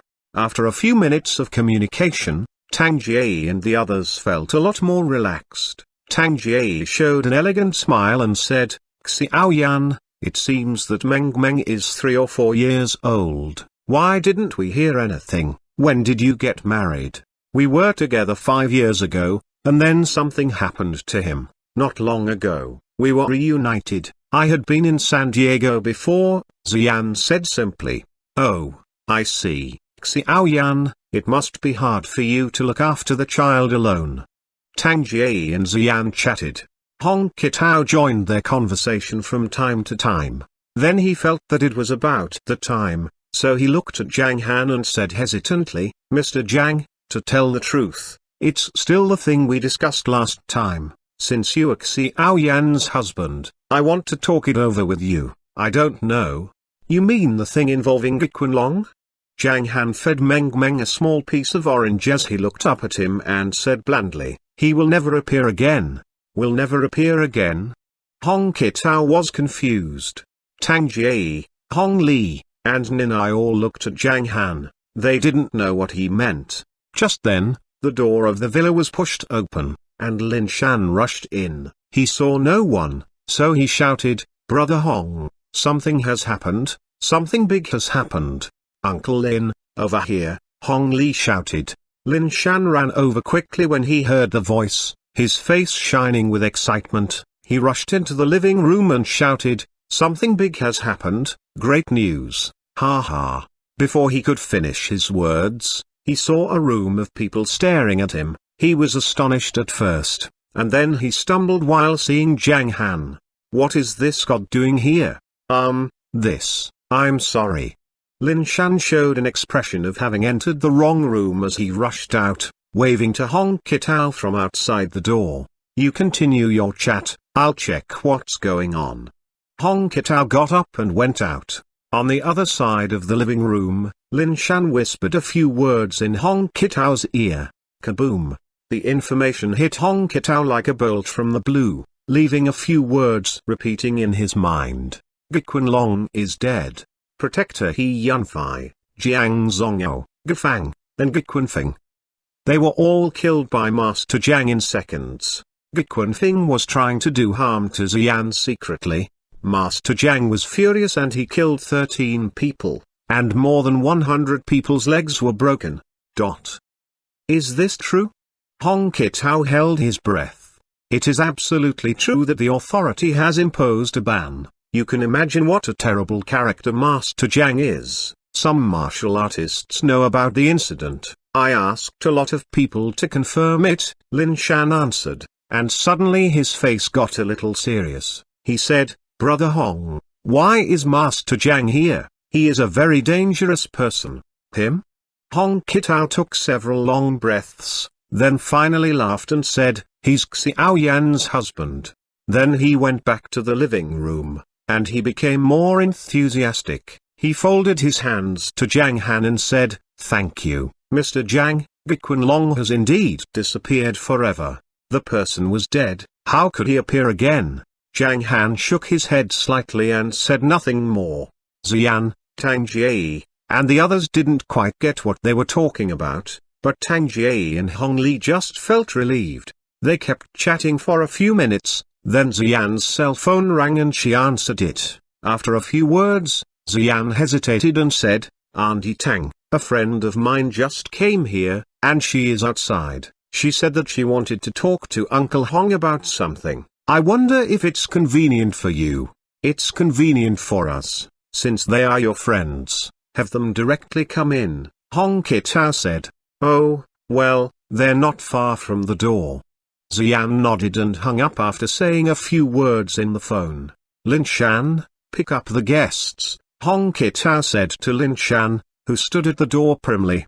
All right. Lin Shan hurried out. When he got to the door, he saw Wang Jian and others standing there. The housekeeper stood before them in a stiff and impassive manner, as if they were strangers and shouldn't come in. Lin Shan ran up to them and laughed. Welcome, welcome, come in. His attitude slightly surprised Wang Jian and the others. He sounded very enthusiastic. Mr. Zhang was indeed an influential figure.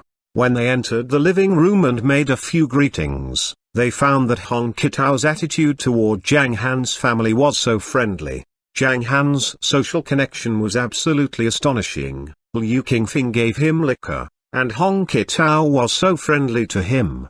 Everyone was speechless. After chatting a few words, Hong Kitao asked about their trouble. Wang Jiaxuan told him the truth as she felt that Hong Kitao could help her. But she didn't expect that Hong Kitao would directly call the boss and say in an absolute tone, you need to fix everything for Wang Jiaxuan's cooperation and start the preparation on time in 3 days. I don't want any delay or any other incidents. Hong Kitao sounded like that show business giant again. When he solved the problem, Su Yu and the others sat for another 10 minutes. Then they stood up and said goodbye. While walking to the door and getting in the car, Wang Jiaxuan still felt like she was in a dream. She murmured, Mr. Zhang is Xian's husband. They're great. Sometimes the difficulties in our mind can be taken care of by just one request they make. Wu Yang said emotionally. Oh, the problem has been solved. You become lively again, don't you? Wang Jiaxuan smiled and stared at him. Let's go back first. I think we owe much to Mr. Zhang and Xian this time, Wang Jian said when he started the car. We need to thank them. When Xian comes back, I will visit her. Wang Jiaxuan nodded. While they were chatting before, they heard from Zif that Xian would go to the mainland at 3 o'clock in the afternoon. It might take her about 10 days to come back. Zhang Han wanted to go back to the restaurant to cook for Xian, but Tang Jie persuaded them to stay with enthusiasm. They couldn't refuse her, so they stayed for lunch. During the meal, an interesting thing happened.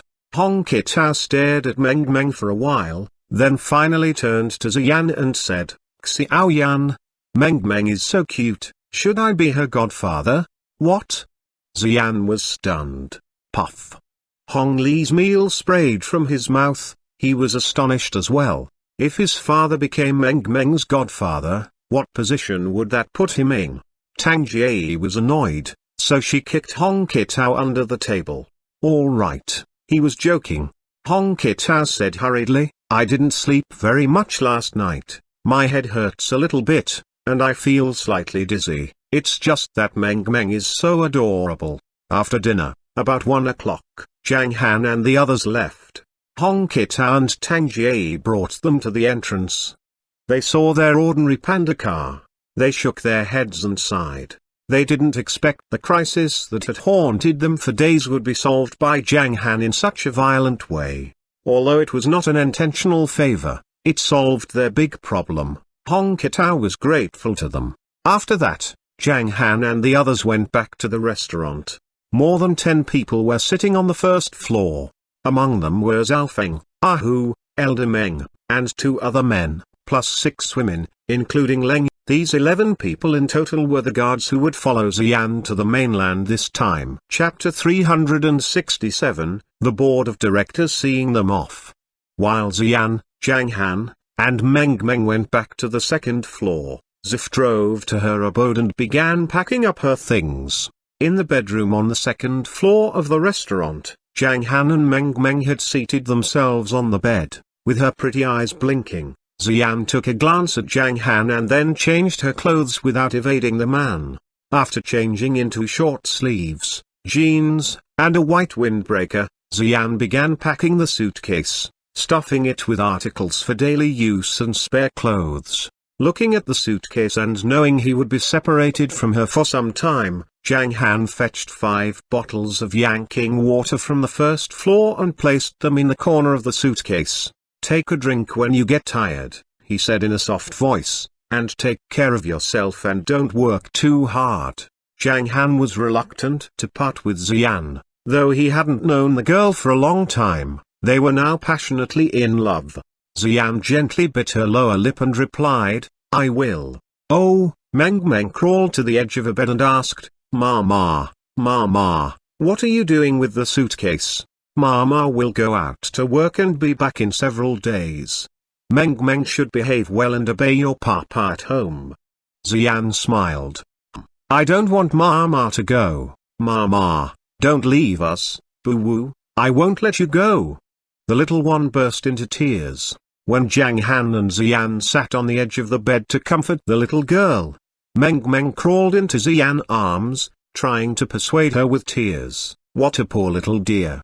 Okay, just a few days and Mama will soon be back. Don't cry, Meng." It took Zhang Han and Xian 10 minutes to stop Meng's tears, but the pouting girl was still upset. In order to comfort the little thing, they played with her for another half an hour. At 2 p.m., Zif came back with her own suitcase. After a dozen minutes of rest, they left for the airport. While Zhao Feng and the others were among the entourage, Xiong drove for them along with those left-behind persons. A convoy consisting of around 20 black Mercedes swept them to the international airport. In the meantime, in the Hong Kong International Airport, dozens of Royal Entertainment Company's photographers led by Teacher Ma were standing near the entrance. They seemed well behaved and even a bit stiff while continuing to glance at someone a few meters away from them. Those were the board members and their secretaries. Except for the 2 who were overseas, the remaining 7 directors were all present here in top-quality suits. Li Cheng's parents were also among the crowd. After a while, they saw Li Cheng, along with his 2 faithful followers, get out of a car with a cane and seat himself in a wheelchair. In a hurry, Li Cheng's parents went to him. "Cheng, behave yourself and have a good rest in the Maldives. You shall keep this lesson in mind and never get dizzy with success." Father Li frowned and said, "Okay," Li Cheng replied casually. "Ming and Fang, please take the trouble to help Cheng." Mother Li made a request to the young men following Li Cheng. "No trouble at all, we'll take good care of Brother Li definitely." The 2 men were flattered and busy waving their hands. "Pa, why are you all here?" Li Cheng was surprised at the number of directors waiting for him. "Xian and the others are coming, and we are here to see them off." A bit of reluctance flashed across Director Li's face, but he couldn't avoid the collective action, for more than half of the directors agreed to show their goodwill. They all knew that Xian's boyfriend was Master Zhang, and Director Li couldn't change the decision-making of the board of directors for personal reasons. "He is coming." Li Cheng's eyes popped out because what had happened last night made him cringe in horror. "Let's go, the plane is about to take off," he said hastily. Having been reminded of Zhang Han from last night, Li Cheng was afraid of facing him and Xian, while the thought of his misdeeds being discovered made him shiver. After all, Li Cheng didn't want to die miserably like a Pengfeng, which was the cause of his trip to the Maldives. "Let's go, I'll see you off." Mother Li nodded and entered the airport with the crowd. Before coming back, they spent several minutes chatting in the airport lounge. When they had just returned, a fleet of Mercedes came and stopped 100 meters ahead of them. In the middle car of the fleet, Meng was mumbling in the arms of Xian, "Mama, please come back soon." "Okay, Mama will play with Meng for a couple of days when Mama comes back." Xian promised Meng and kissed her on the cheek. Knowing the mother and daughter's farewell would not end soon, Zhang Han got out of the car and got Xian's luggage from the trunk. Zif, Zhao Feng, and Leng also got out. Zhao Feng went over to take the suitcase from Zhang Han and then walked a few steps to the side. His gaze turned to the airport entrance in order to not disturb the family of three. As for those from the Royal Entertainment Company on the other side, aren't those women Xian's bodyguards? Someone in Teacher Ma's team said suddenly. Swish.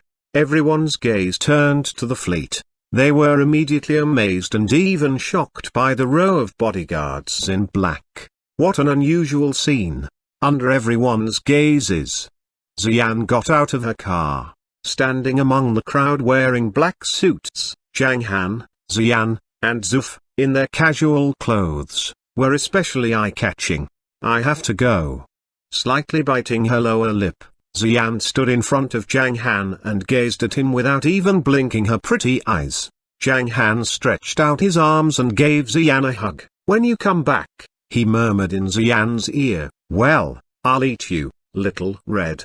With a blushing face, Xian squirmed in Zhang Han's arms and grumbled coyly, pervert. Ha ha. Zhang Han broke into laughter and gave Xian a pat on the waist. Go ahead. Okay, then. Wait, why don't you say, call me when you arrive? Xian moved her head back and looked at Zhang Han. Because I know when you get off the plane, I'll call you, Zhang Han replied with a smile. Got to go. Xian tiptoed to kiss Zhang Han on the lips before turning and going to the entrance with the crowd. Meng rolled down the rear window and stretched out her head. Mama, please come back soon. She tried to speak loudly. Returning her gaze, Xian smiled and waved. Outside the rear door stood Zhang Han, who was looking at Xian quietly, when the crowd passed by Teacher Ma. The board members took the lead in welcoming her, and many of them laughed and said, Xian, this trip to the mainland may be very hard. Do your best and don't hesitate to mention any requests to the team leader. You've been doing very well recently, and the company has decided to give you all the resources you need and turn you into the number one of the Royal Entertainment Company. Xian, this time, not knowing the truth, Teacher Ma and his team members were shocked by what they saw. They had expected that the board members were here to meet someone's plane, see someone off, or give some orders, but the exaggerated enthusiasm made them think more and fear more. Almost the entire board of directors came to see Xian off. Hiss. Many of them couldn't help inhaling deeply. On the other side, Xian and dozens of team members entered the airport, laughing and talking. Meanwhile, the board members instructed the team leader and Teacher Ma to follow Xian's wishes, no matter when. And the latter was even more confused. Though they still didn't know why, they realized that Xian would soon bob up like a cork and even become the top actress of the Royal Entertainment Company. After following the team into the airport with his eyes, Zhang Han shook his head slightly, and then got in the car to take Meng in his arms. Under the inspection of curious passers-by, the fleet slowly left the airport for New Moon Bay. Boss, Brother Feng has gone with them, and I'm going to be right there if you need anything. Well, shall I go to the restaurant every day? Xiong asked while driving. As you wish. Zhang Han shook his head slightly. It was around 4 p.m. when they arrived at the restaurant. Zhang Han took Meng to Mount New Moon and caught several roosters. After cutting off the chicken wings, he distributed the rest of the chicken to Xiong and the others. For supper, they only had a plate of roasted chicken wings, which was specially made for Meng, and stir-fried shredded potato, which was for the VIP diners. At first, those VIP diners didn't take the hostess' absence seriously, for business trips were common. However, they soon found the quality of VIP meals plummet, and Meng was the only one who could still enjoy the delicacy. The VIP diners missed the feast so much that they had never looked forward to the hostesses coming back like this, but we'll talk about that later. During supper, Zhang Han checked the time and called Xian at 7:10 p.m. It was time for her to get off the plane. Wow, you're quite on time, I've only just arrived. Xian was very pleased for she was about to call Zhang Han. This phone call just took Zhang Han a few minutes. When he hung up, supper time had passed and the dining hall again became quiet. Zhang Han played with Meng until night and then lulled her to sleep with bedtime stories. Taking a glance at the part of bed belonging to Xian, Zhang Han found himself beginning to miss the girl. Xian had become a part of his life before he realized it. Zhang Han was interrupted from his thoughts by a WeChat message. Xian sent him several selfies. We walked around Gongzu. The snacks here are tasty, but still not as good as what you make. Well, great photos. He. Ding, ding. It was a selfie showing Xian's upper body lying in bed with underwear only, which showed off her figure to perfection. Ding, ding. It was another selfie showing two overlapping long legs. The corners of Zhang Han's mouth twitched as he replied, naughty. HMPH, are you drooling? Over the phone, they flirted with each other until midnight and both found contentment. At the end of the day, Zhang Han fell asleep with a smiling face. In a hotel in another city, Xian was wearing a similar expression. This smile explained the happiness of love. The next day, as usual, Zhang Han made breakfast and fed Meng little steamed stuffed buns. Xiang came early today to guard the restaurant. Or no, to assist Zhang Han. They finished breakfast around 9 o'clock. And then Zhang Han came downstairs with Meng in his arms. We'll be closed at noon. Zhang Han left the restaurant with Meng. The panda car carried them slowly away. He was going shopping with Meng, on the antique street of course. Though Zhang Han didn't want to follow the prescribed order to wait for the Yuan King fruit, he was still longing to enhance his strength. Therefore, he was going to scour the 4 antique streets in Hong Kong, hoping to get something helpful. Chapter 368, Functional Spirit Treasure. Papa, are we going to that crowded place again for a shopping spree? Meng asked while resting on the back seat. Yes, a shopping spree. That crowded place is called Antique Street, and we can find something made in ancient times or something weird and beautiful there, Zhang Han explained. What's something made in ancient times? Meng asked curiously. Something that was made a long time ago and handed down, Zhang Han replied with a smile. Why don't we buy a new one?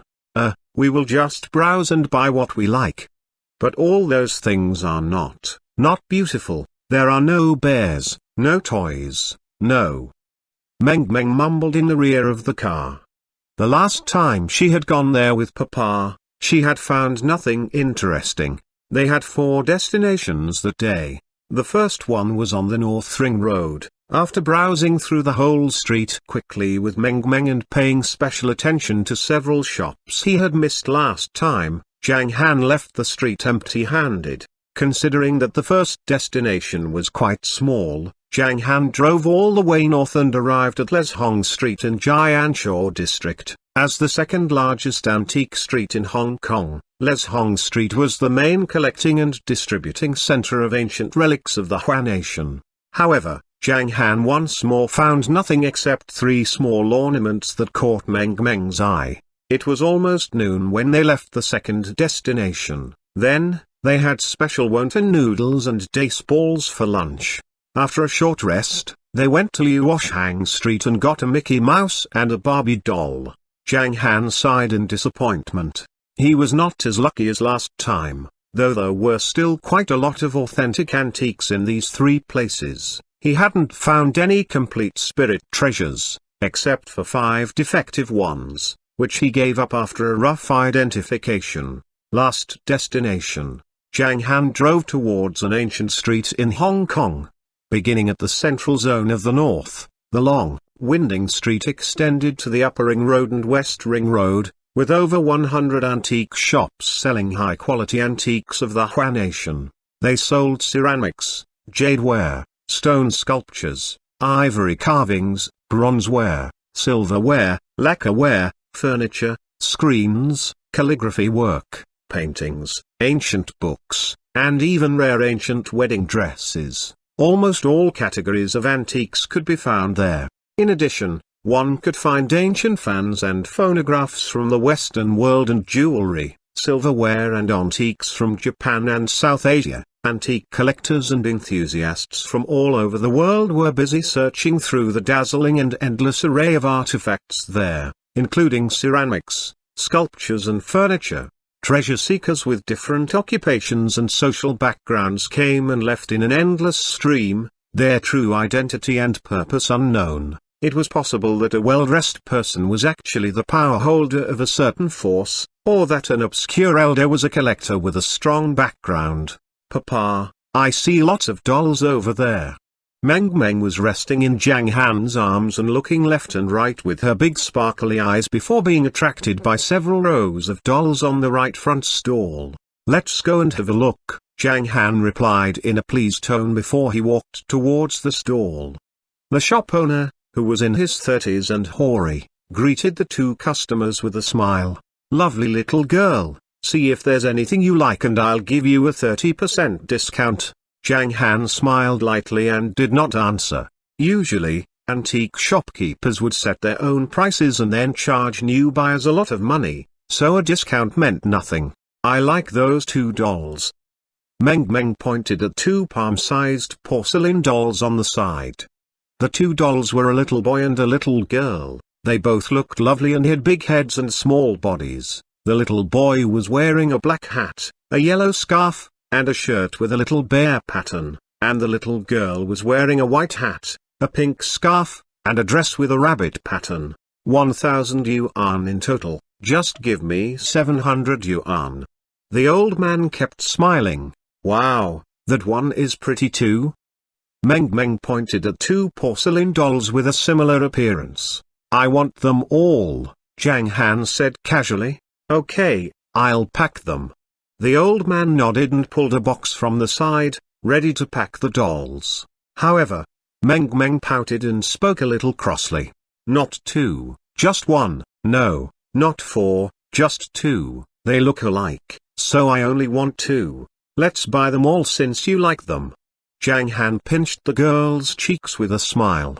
"Mama said that I couldn't ask for too many similar toys, 4 are too many, so 2 are enough. Ha ha ha." The old man burst out laughing. "So which 2 do you want?" "Well." Meng was in a dilemma. Her big eyes blinked and finally settled upon the first 2 porcelain dolls. "Those 2. Okay, I'll pack them for you." While speaking, the old man packed the 4 dolls and put the boxes in 2 separate bags. "This is what you bought." He gave one bag to Meng. "This is a gift." "Huh?" Meng, who was a little surprised, looked at Zhang Han, her eyes lighting up in delight. While giving the old man a smile, Zhang Han asked Meng, "What are you supposed to say now?" "Thank you, Grandpa." Meng thanked the old man very happily. "You are welcome." The old man waved his hand casually. He liked the lovely little girl very much, so giving her a gift made him feel good. When Zhang Han picked up the bag, took out his wallet and prepared to pay for it, something unusual triggered his treasure-sniffing nose and brought his movements to a sudden halt. He looked to the right, searched carefully, and finally fixed his eyes on a black metal box. The box was giving off a spirit treasure-specific fragrance. "Show me that box." Zhang Han took 2 steps to the right and pointed to the black box with his left finger. The metal box was a cube that was about 13 inches in length, width and height. From the outside, it looked pure black, but its long history had left some marks on it. "You got quite a discerning eye." The old man went over and gently picked up the box, putting it on the front. "This black metal box is a genuine antique made in the Song dynasty with a complete set of certificates." The old man explained. "It costs 3.8 million yuan. This is the collection box of the ancient officials and nobles, so there are specially designed square grooves in it. Unfortunately, the original contents are no longer inside, so I put in a set of my own metal cards that fit the groove well. The 2 antiques are sold together at a total price of 3.98 million yuan." The old man opened the box to show its internal structure, which was not very different from an ordinary box. However, there were 18 small grooves on the bottom, each containing a black golden card. Zhang Han sniffed the box again and then picked up a card for more details. His eyes lit up. There were some blurred patterns on these cards, such as the white tiger pattern on the one in his hand. However, he could only guess the original shape of the remaining lines. There were also some patterns on the other cards, but they were very vague and none of them was complete. Very good, Zhang Han marveled. He hadn't expected to find such a spirit treasure here. Based on his appraisal, this set of poker-like cards was actually a set of weapons and a first-stage spirit treasure. It was classified as a spirit treasure because of its high-quality material. Xuanhuan void gold was a widely used advanced metal that most people would turn into weapons. Being born a second-stage spirit treasure, Xuanhuan void gold was a memory material, so weapons made from it could be repaired by themselves when damaged as long as they were given enough energy. Among its other functions, the most practical one was that it could hold energy like a transfer station and absorb or release energy under artificial control. Some people like to seal up a lot of energy beforehand with weapons made from Xuanhuan void gold, such as the power of thunderstorm. When needed, they could release lightning at will as long as they excited the weapons. Besides, Xuanhuan void gold had a strong upgrading ability. Weapons made from Xuanhuan void gold could be fused with other rare objects for further refinement. During this process, Xuanhuan void gold acted like a jack of all trades. Therefore, in Zhang Han's opinion, this set of cards was a broken spirit treasure. An animal soul had been sealed in the pattern of each card. For example, the soul of a white tiger might have been sealed in the blurry white tiger pattern. Once the seal was removed, the holder of the card could release the killing power of the white tiger. Then, the card would increase the combat effectiveness of the holder by 20%. And this number would increase by about 50% again thanks to the spirit of the white tiger, so that the strength of the holder would be greatly enhanced during a fight. Zhang Han could tell that this set of cards must have been a third-stage weapon. As for its user, if he or she had been able to seal the animal soul in the card, his or her cultivation must have been at least in the middle stage of the building base or the late stage of the Grand Master if converted into the rank of the martial arts world. If the weapon could be found and sold here, it must have been a long time since the card's glorious period and their original owner might have died in battle. Otherwise, it would have been impossible for such a weapon to be damaged and reduced to the first stage, not that different from scrap metal. Fortunately, it was made from Xuanhuan void gold and could recover by itself. What a pity that its former owner chose a wrong way and misunderstood Xuanhuan void gold. Zhang Han sighed silently. There were patterns on all the 18 cards, so it must have taken many years for the former owner to seal them. However, judging by the shape of the patterns, the strength of the sealed souls was uneven, and most of them were not strong, except for the spirit of the white tiger. Therefore, the former owner might have tried to build a set of functional weapons. Although that was a good idea, choosing to use such an interesting spirit treasure to seal souls had been foolish right from the beginning. The best use of this weapon would be to refine other substances at will, while the so-called seal soul would be used to borrow the power of soul. Users themselves might be hurt once the power was out of control.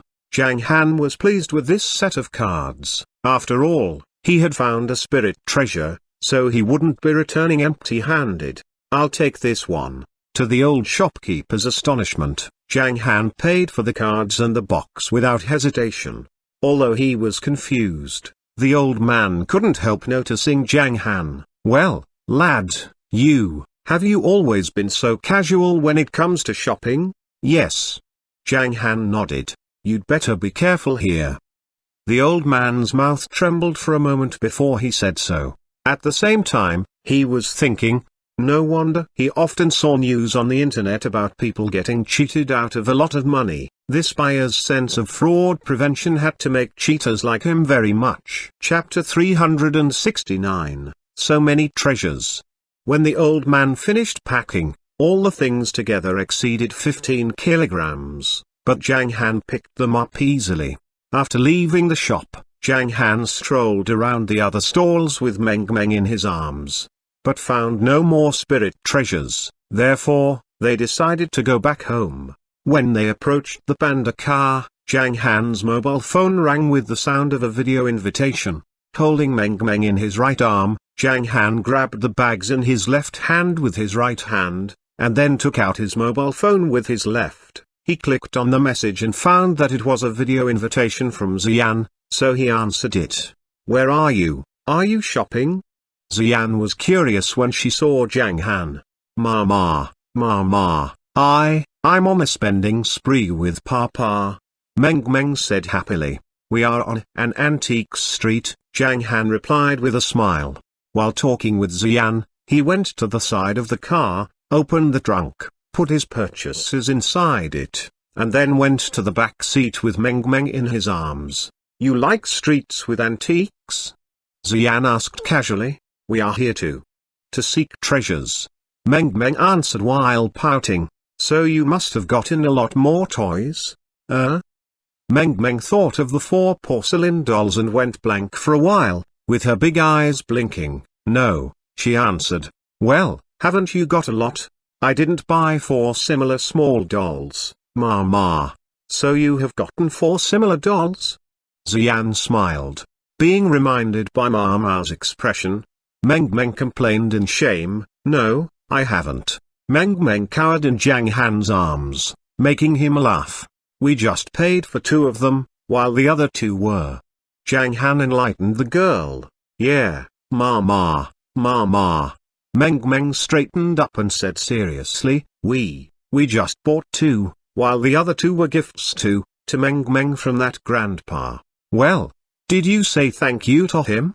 "Yes, I did. I said, 'Thank you, grandpa.'" Ha ha.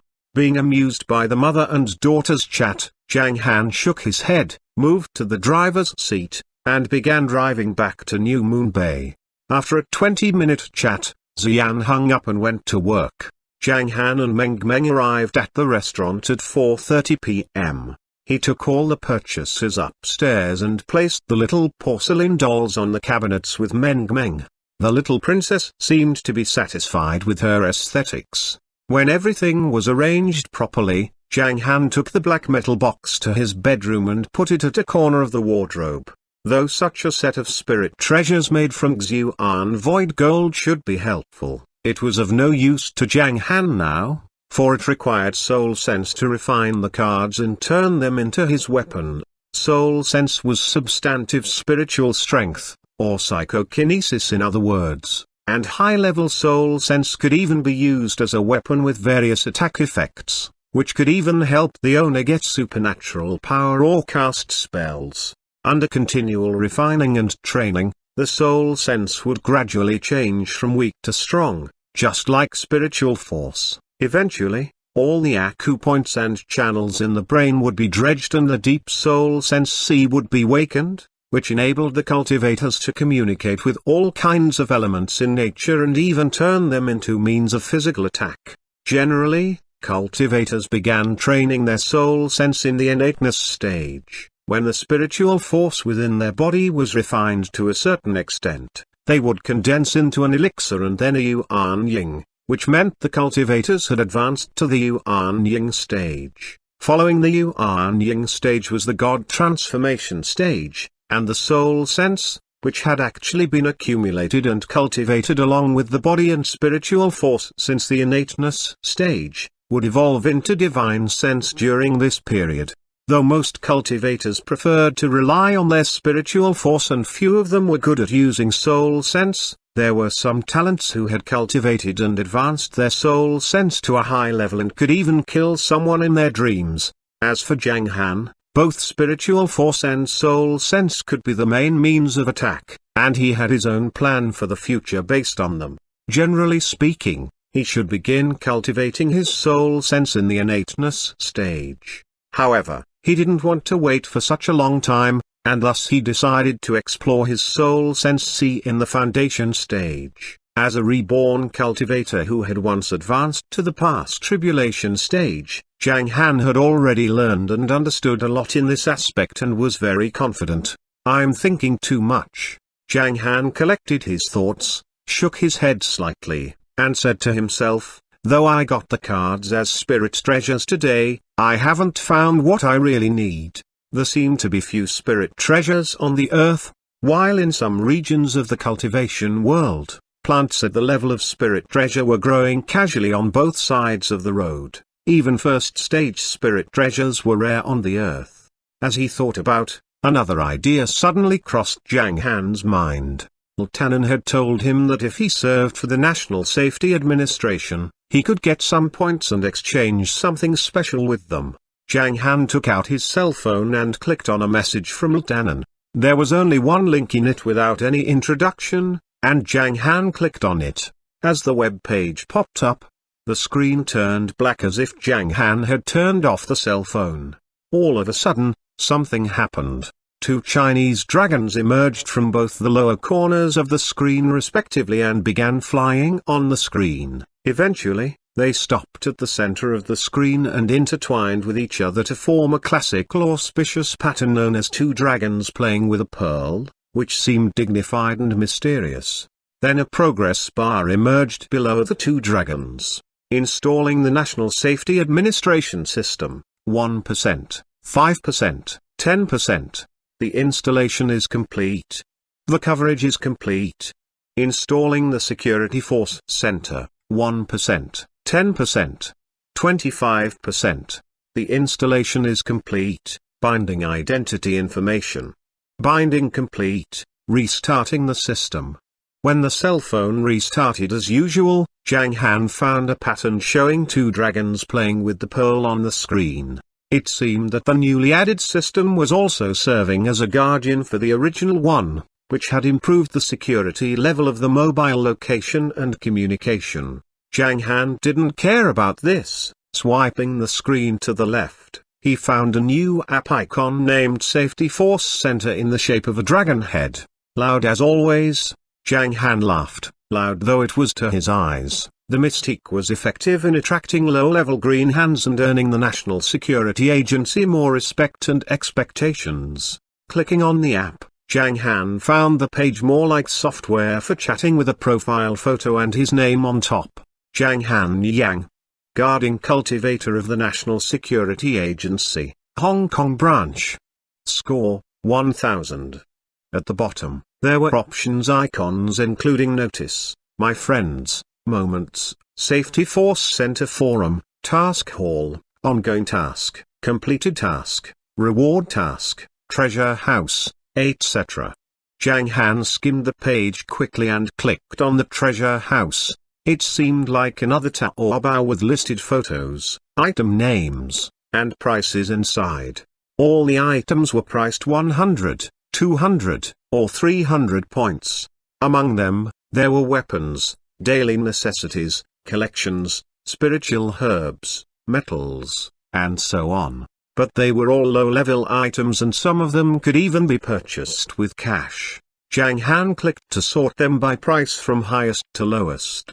Swish. The page was refreshed and Zhang Han saw a string of zeros before he could recognize what the item was. The top item on the list cost 1 million points. A million. Zhang Han's mouth trembled slightly. It was so stingy that he was merely paid 1,000 points as a guarding cultivator. What could he get with 1,000 points? The top of the treasure list was a sword. Dragon-piercing sword, heaven-grade treasure made from a meteorite. A powerful weapon. It can increase the chi force conversion rate by 4% and has a corrosion capability. The information of the details immediately attracted Zhang Han. He had learned from instructor Liu and Zhao Feng some information about the treasures and knew that they were classified into Huang grade, Xuanhuan grade, Earth grade, and Heaven grade from low to high. In the Huang grade, there were some well-forged weapons and herbs that had grown for many years, and most of them were below first-stage spirit treasures. In the Xuanhuan grade, there were all first-stage spirit treasures, in the Earth grade were second-stage treasures, and in the Heaven grade there were third-stage treasures. Now that the dragon-piercing sword could increase the chi force conversion rate by 4% and had a corrosion capability, it was obviously a third-stage spirit treasure. Though different classification systems had different category names, The classification criteria were similar. Though the most expensive item was merely a third-stage spirit treasure, there had to be better ones, such as 4-stage and 5-stage treasures, on sale in the future. But the pricing was somewhat high for Zhang Han. To earn 1,000,000 points, he would have to spend most of his life serving the National Security Agency. Moving his eyes downward, Zhang Han found the second treasure more interesting. 5 elements furnace. As a heaven-grade treasure, it can utilize the 5 elements to make pills or forge weapons. Price, 1,000,000 points. The furnace at the third stage was more attractive to Zhang Han than that sword. Following that was a thumb-sized metal block, whose introduction was also interesting. Void stone. As a heaven-grade treasure, it can be made into spatial ornaments with storage function. Spatial ornaments usually referred to spatial rings, spatial necklaces, or something like that, though they would benefit Zhang Han a lot when he was out. The price of 1,000,000 points again stopped him. Sweeping the 3 1,000,000 score items out of his mind, Zhang Han began scrolling down the page at a faster speed. There were various items priced from 900,000 to 100,000 points, such as soul-suppressing flag, 8 diagrams flag, and some pills that could enhance one's strength. Eventually, Zhang Han stopped at a basketball-sized stone. Huh? Energy stone. As a Xuanhuan grade treasure, it contains abundant spiritual chi and can increase the spiritual chi content in the surrounding 20 meters, which is enough for a 3-hour cultivation. Price, 2,300 points. Inventory, 2. Zhang Han looked at the picture carefully and found it more like a hidden spirit stone. Hidden spirit stones were a rare variety of crystal stones, but the energy they contained was mixed with a lot of impurities, making them less useful than spirit stones. Cultivators didn't like them because they couldn't accelerate their cultivation. But they could be absorbed by the Yuan King tree and thus accelerate the fruit-bearing process. Hidden spirit stones can't be used like this. Zhang Han shook his head slightly. Breaking a hidden spirit stone to increase the spiritual chi content was nothing more than a waste, while the proper method required a soul-guiding formation. If the stone had been priced in accordance with the proper method of its use, it would be priced at more than 20,000 points. Therefore, now it was really a bargain for Zhang Han. I'll get it. Zhang Han put on a wry smile after he made the decision. It cost 2,300 points, but he only had 1,000. Maybe I should go to the treasure house to check its quality. A low-grade hidden spirit stone is of no use to me. Zhang Han exited the app, deciding to go to check the stone at headquarters tomorrow.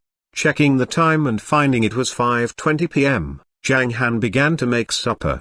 At the same time, something was happening in a warehouse at the edge of the Zikeng district. There were 13 trucks and around 20 people, who stood casually, smoking and chatting with each other. After a while, Liu Sheng and Lu Zhao walked out of the warehouse.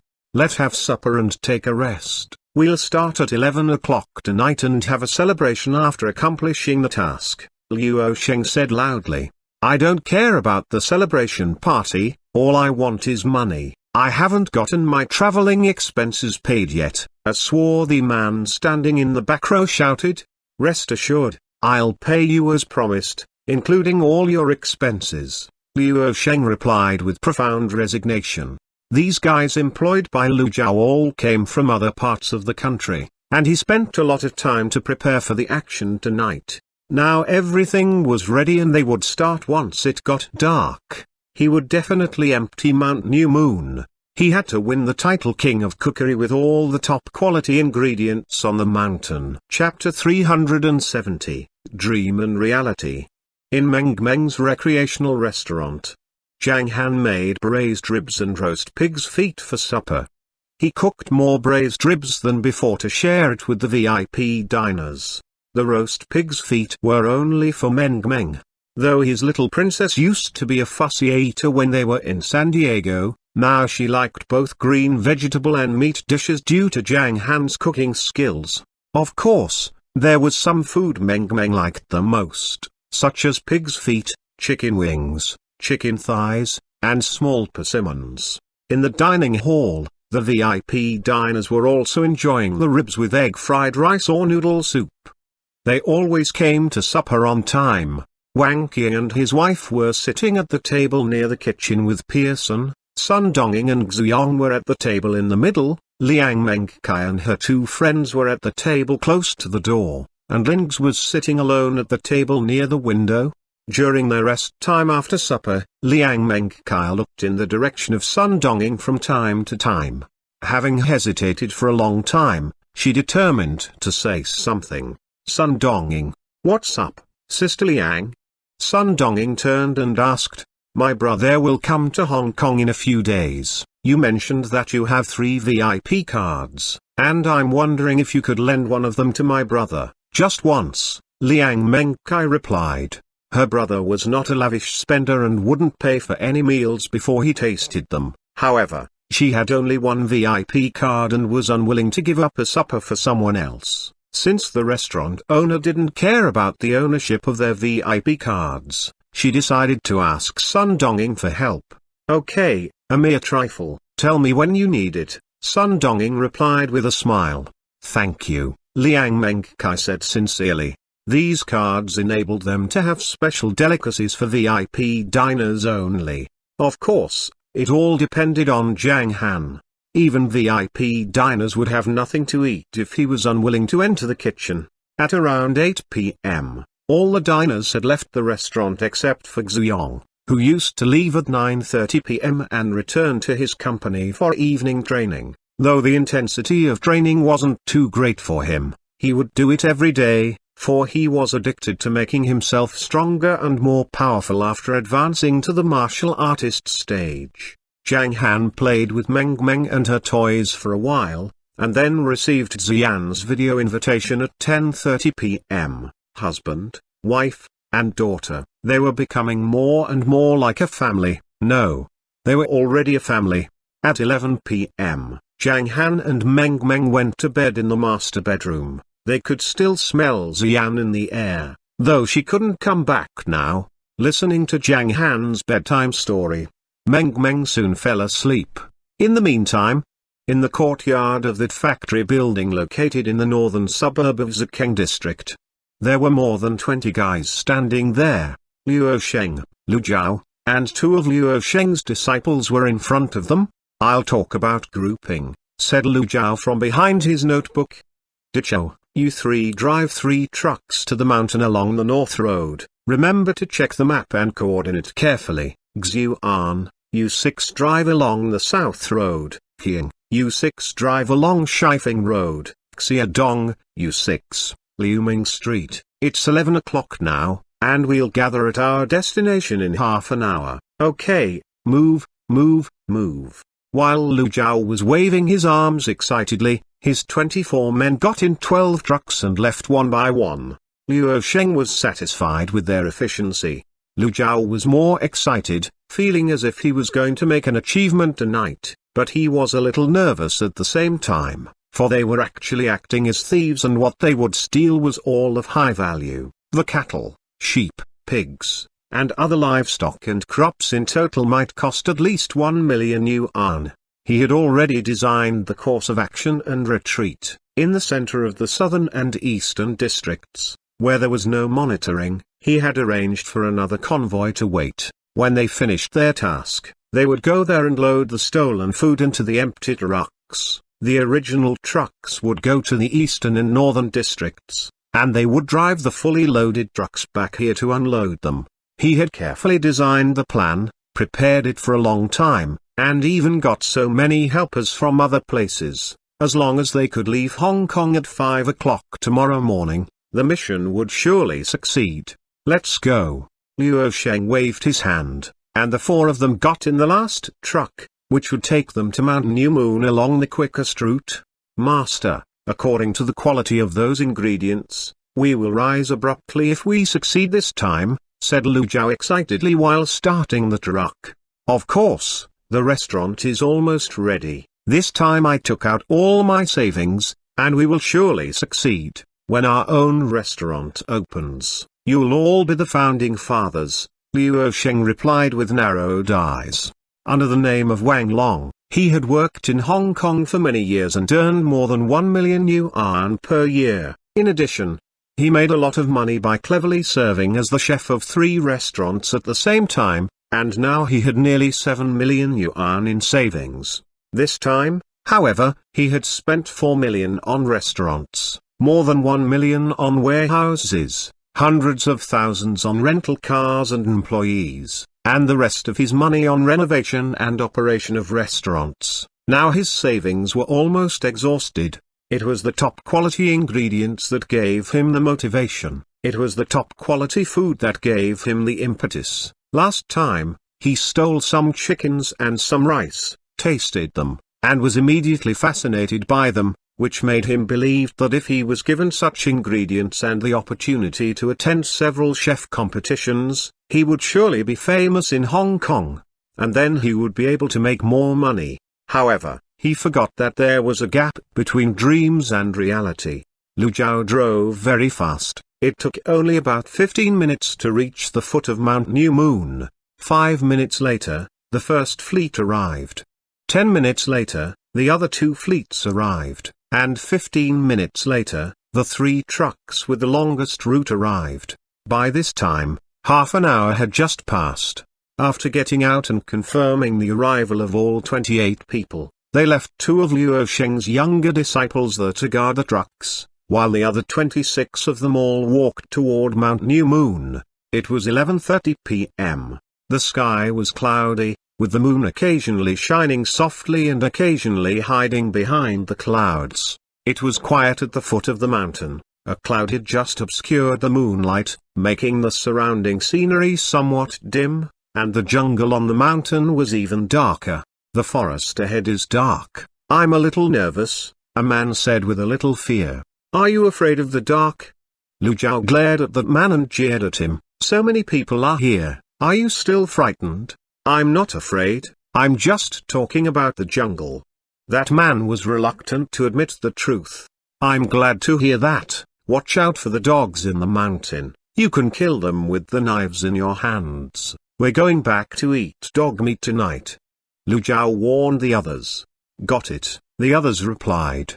Lu Jiao continued to give orders as if he was addicted to the feeling of controlling the others. Collect rice, wheat, and other crops according to my previous arrangement, he said. Move faster, the others. Tie up the livestock, and then we go downhill in an orderly way. Don't be nervous, for there is nobody on this mountain except us. Okay. 4 or 5 people gave him a response. Well, let's go uphill. By this time, they had come to the edge of the jungle. Lu Jiao waved his arm and took the lead in entering the jungle with Luo Sheng. The jungle was very dark, and no one spoke at this time. Everyone was nervous, and many of them began breathing heavily. After a minute's brisk walk, they left the jungle. At that time, clouds blocking the moonlight had drifted away and the moonlight pouring down made their vision clearer. Hiss. Luo Sheng took a deep breath and sighed. There's a delicate fragrance in the air. What a wonderful place. Yeah, I feel much more comfortable here and the air is not dry. Lu Jiao gave him a smile. What a beautiful place it is. The others looked around and exclaimed. Look over there, there are many flowers. Do you want to be a flower picker? The grass on the ground is very soft and it is comfortable to tread on it. Look at the tree ahead. Wow, it's so tall and looks like a big mushroom. It's beautiful. Can we cut it down and take it away? What's there to be surprised about? Lu Jiao glared at them and ordered, start working. Do you want to see flowers and cut down trees now? Just chop those dogs to death later. There are dozens of dogs here so you should be careful. Okay, everyone, come on. Luo Sheng cut in and took the lead in walking uphill. When they reached the top of the mountain and looked across it, they saw herds of livestock and a large area of rice and wheat, which made Luo Sheng so excited that he shouted, start. The crowd trotted to the back of the mountain. Luo Sheng and Lu Jiao went to the livestock area to check the quality of the cattle, sheep, and pigs. Then, something happened. At the back of the pet area, Dai was staring at these thieves. Next to Dai, The fierce-looking little Hai had already discovered the thieves as soon as they set foot on the front mountain and was now showing its sharp tusks. If Dai hadn't stopped little Hai, it would have taught them a lesson. Ooh, ooh, ooh, ooh. Dai barked to little Hai twice. Let your brother start first. Then Dai climbed quietly to the pet area with 4 feet. On the other side, Lu Jiao and the others almost jogged to the livestock area. Why didn't the dog over there react at all? What are they doing there, staring at us, like a group of fools? Lu Jiao looked at the group of dogs in front on his right. He could vaguely see dozens of dogs, all sitting in a row, looking at them quietly. This made Lu Jiao sigh at these silly dogs. However, the dogs were also sighing. These idiots. They are even not cleverer than us. The 2 high powers are going there. Well, how miserable these guys are. So much, wow, so much livestock. We will be rich if we can breed more of them. Luo Sheng licked his lips and said greedily, let's empty this place today. That is a must, Lu Jiao replied, shaking his head. As they approached, he ordered, follow the plan and disperse, and then, as he took the lead in moving, he said, Master, the size and quality of these cattle are the best. Look at this one, a pure black Japanese black cattle. Wait, what is this? It's not like a cattle or a pig. Lu Jiao looked at a black mass of things beside a cow in front of him and did not recognize what it was, so he turned to Luo Sheng and asked, Master, what's this? Yikes. Ah? What? Before he had finished, he heard several people's frightened voices and saw the staring and fearful eyes of Luo Sheng and others. What has happened? Lu Jiao was shocked deep inside. Suddenly, he saw a shadow slowly rising from the ground beneath his feet. This shadow completely covered Lu Jiao's shadow. It seemed that it was something giant. What the hell is that? His expression solidified. Turning his head slowly, he saw Dai, who had just stood up. Lu Jiao's eyes also widened. A giant gorilla? Lu Jiao went blank and kept his eyes on Dai, not knowing what to do. Hello. Lu Jiao greeted it with difficulty. Whoa! Dai stretched its huge head forward and roared violently. Its saliva was sprayed all over Lu Jiao's face. But Lu Jiao had no time to care about it. He was so frightened that he let out a cry, turned around, and began to run. Ah! How Lu Jiao wished he had 4 legs at the moment. He had just started running, and suddenly felt a pain in his back. Then he found himself flying up to about 8 or 9 meters, reaching the height of a 3-story building. Ah! Lu Jiao's pupils constricted in fear as he began to fall down. Dong! Fortunately, there was a lawn below, not a concrete field, or he would have fallen down dead. Even so, he was badly injured and could not even get up. As for the others present, their heads were raised along with Lu Jiao's flying and lowered with his landing. Then they turned gaze to Dai, who was 2.1 meters tall. Run, beast. He kills. Run, hurry up. Everyone threw their tools and turned around to run as fast as they could. This attracted 6 people who went to the planting area to prepare for harvesting. They slowly turned around and saw the scene, which changed their faces greatly. A gorilla was chasing their workmates and could send a man into the sky with just 1 fist or 1 kick. Those who were beaten landed far away, and it was hard to tell if they were alive or dead. But they heard someone shouting, "He kills," and subconsciously felt that if they were hit, they would die. Run, hurry up. One of them suddenly screamed. The 6 men turned and ran. However, when they had just turned around and before they took any steps, they began trembling and looking ahead with pale faces. A wolf-like dog was standing in front of them and looking at them with fierce eyes, which made them completely desperate. Move. Suddenly, a man overcame his fear temporarily and gave out a roar. While the other 5 men rushed up, the roaring man turned quickly and began running away. However, after just 6 or 7 steps, he heard 5 screams coming from behind him, and then, bang, bang, bang. He felt the dog behind him coming after him, and he was terrified. During his running, He turned his head to have a look. But all he saw was darkness, and the only thing visible was the sharp tusks. The thieves fell down one after another, which made the rest even more frightened. They ran in all directions, and Dai chasing after them found it difficult to follow all of them to different directions. It scratched its head. Ooh, ooh, ooh. Little Hai, it's your turn. I don't want to run anymore. Whoosh. It was as if a black shadow had flashed across the grass, then all the runners had fallen to the ground. Hee hee. Dai patted its abdomen and laughed. Ow. Little Hai came back and roared several times, then it turned its gaze to the dense jungle in the back of the mountain, for someone had just passed by it. It wanted to hunt there.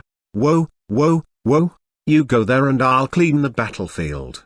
Little Hai moved its body and quickly ran toward the jungle.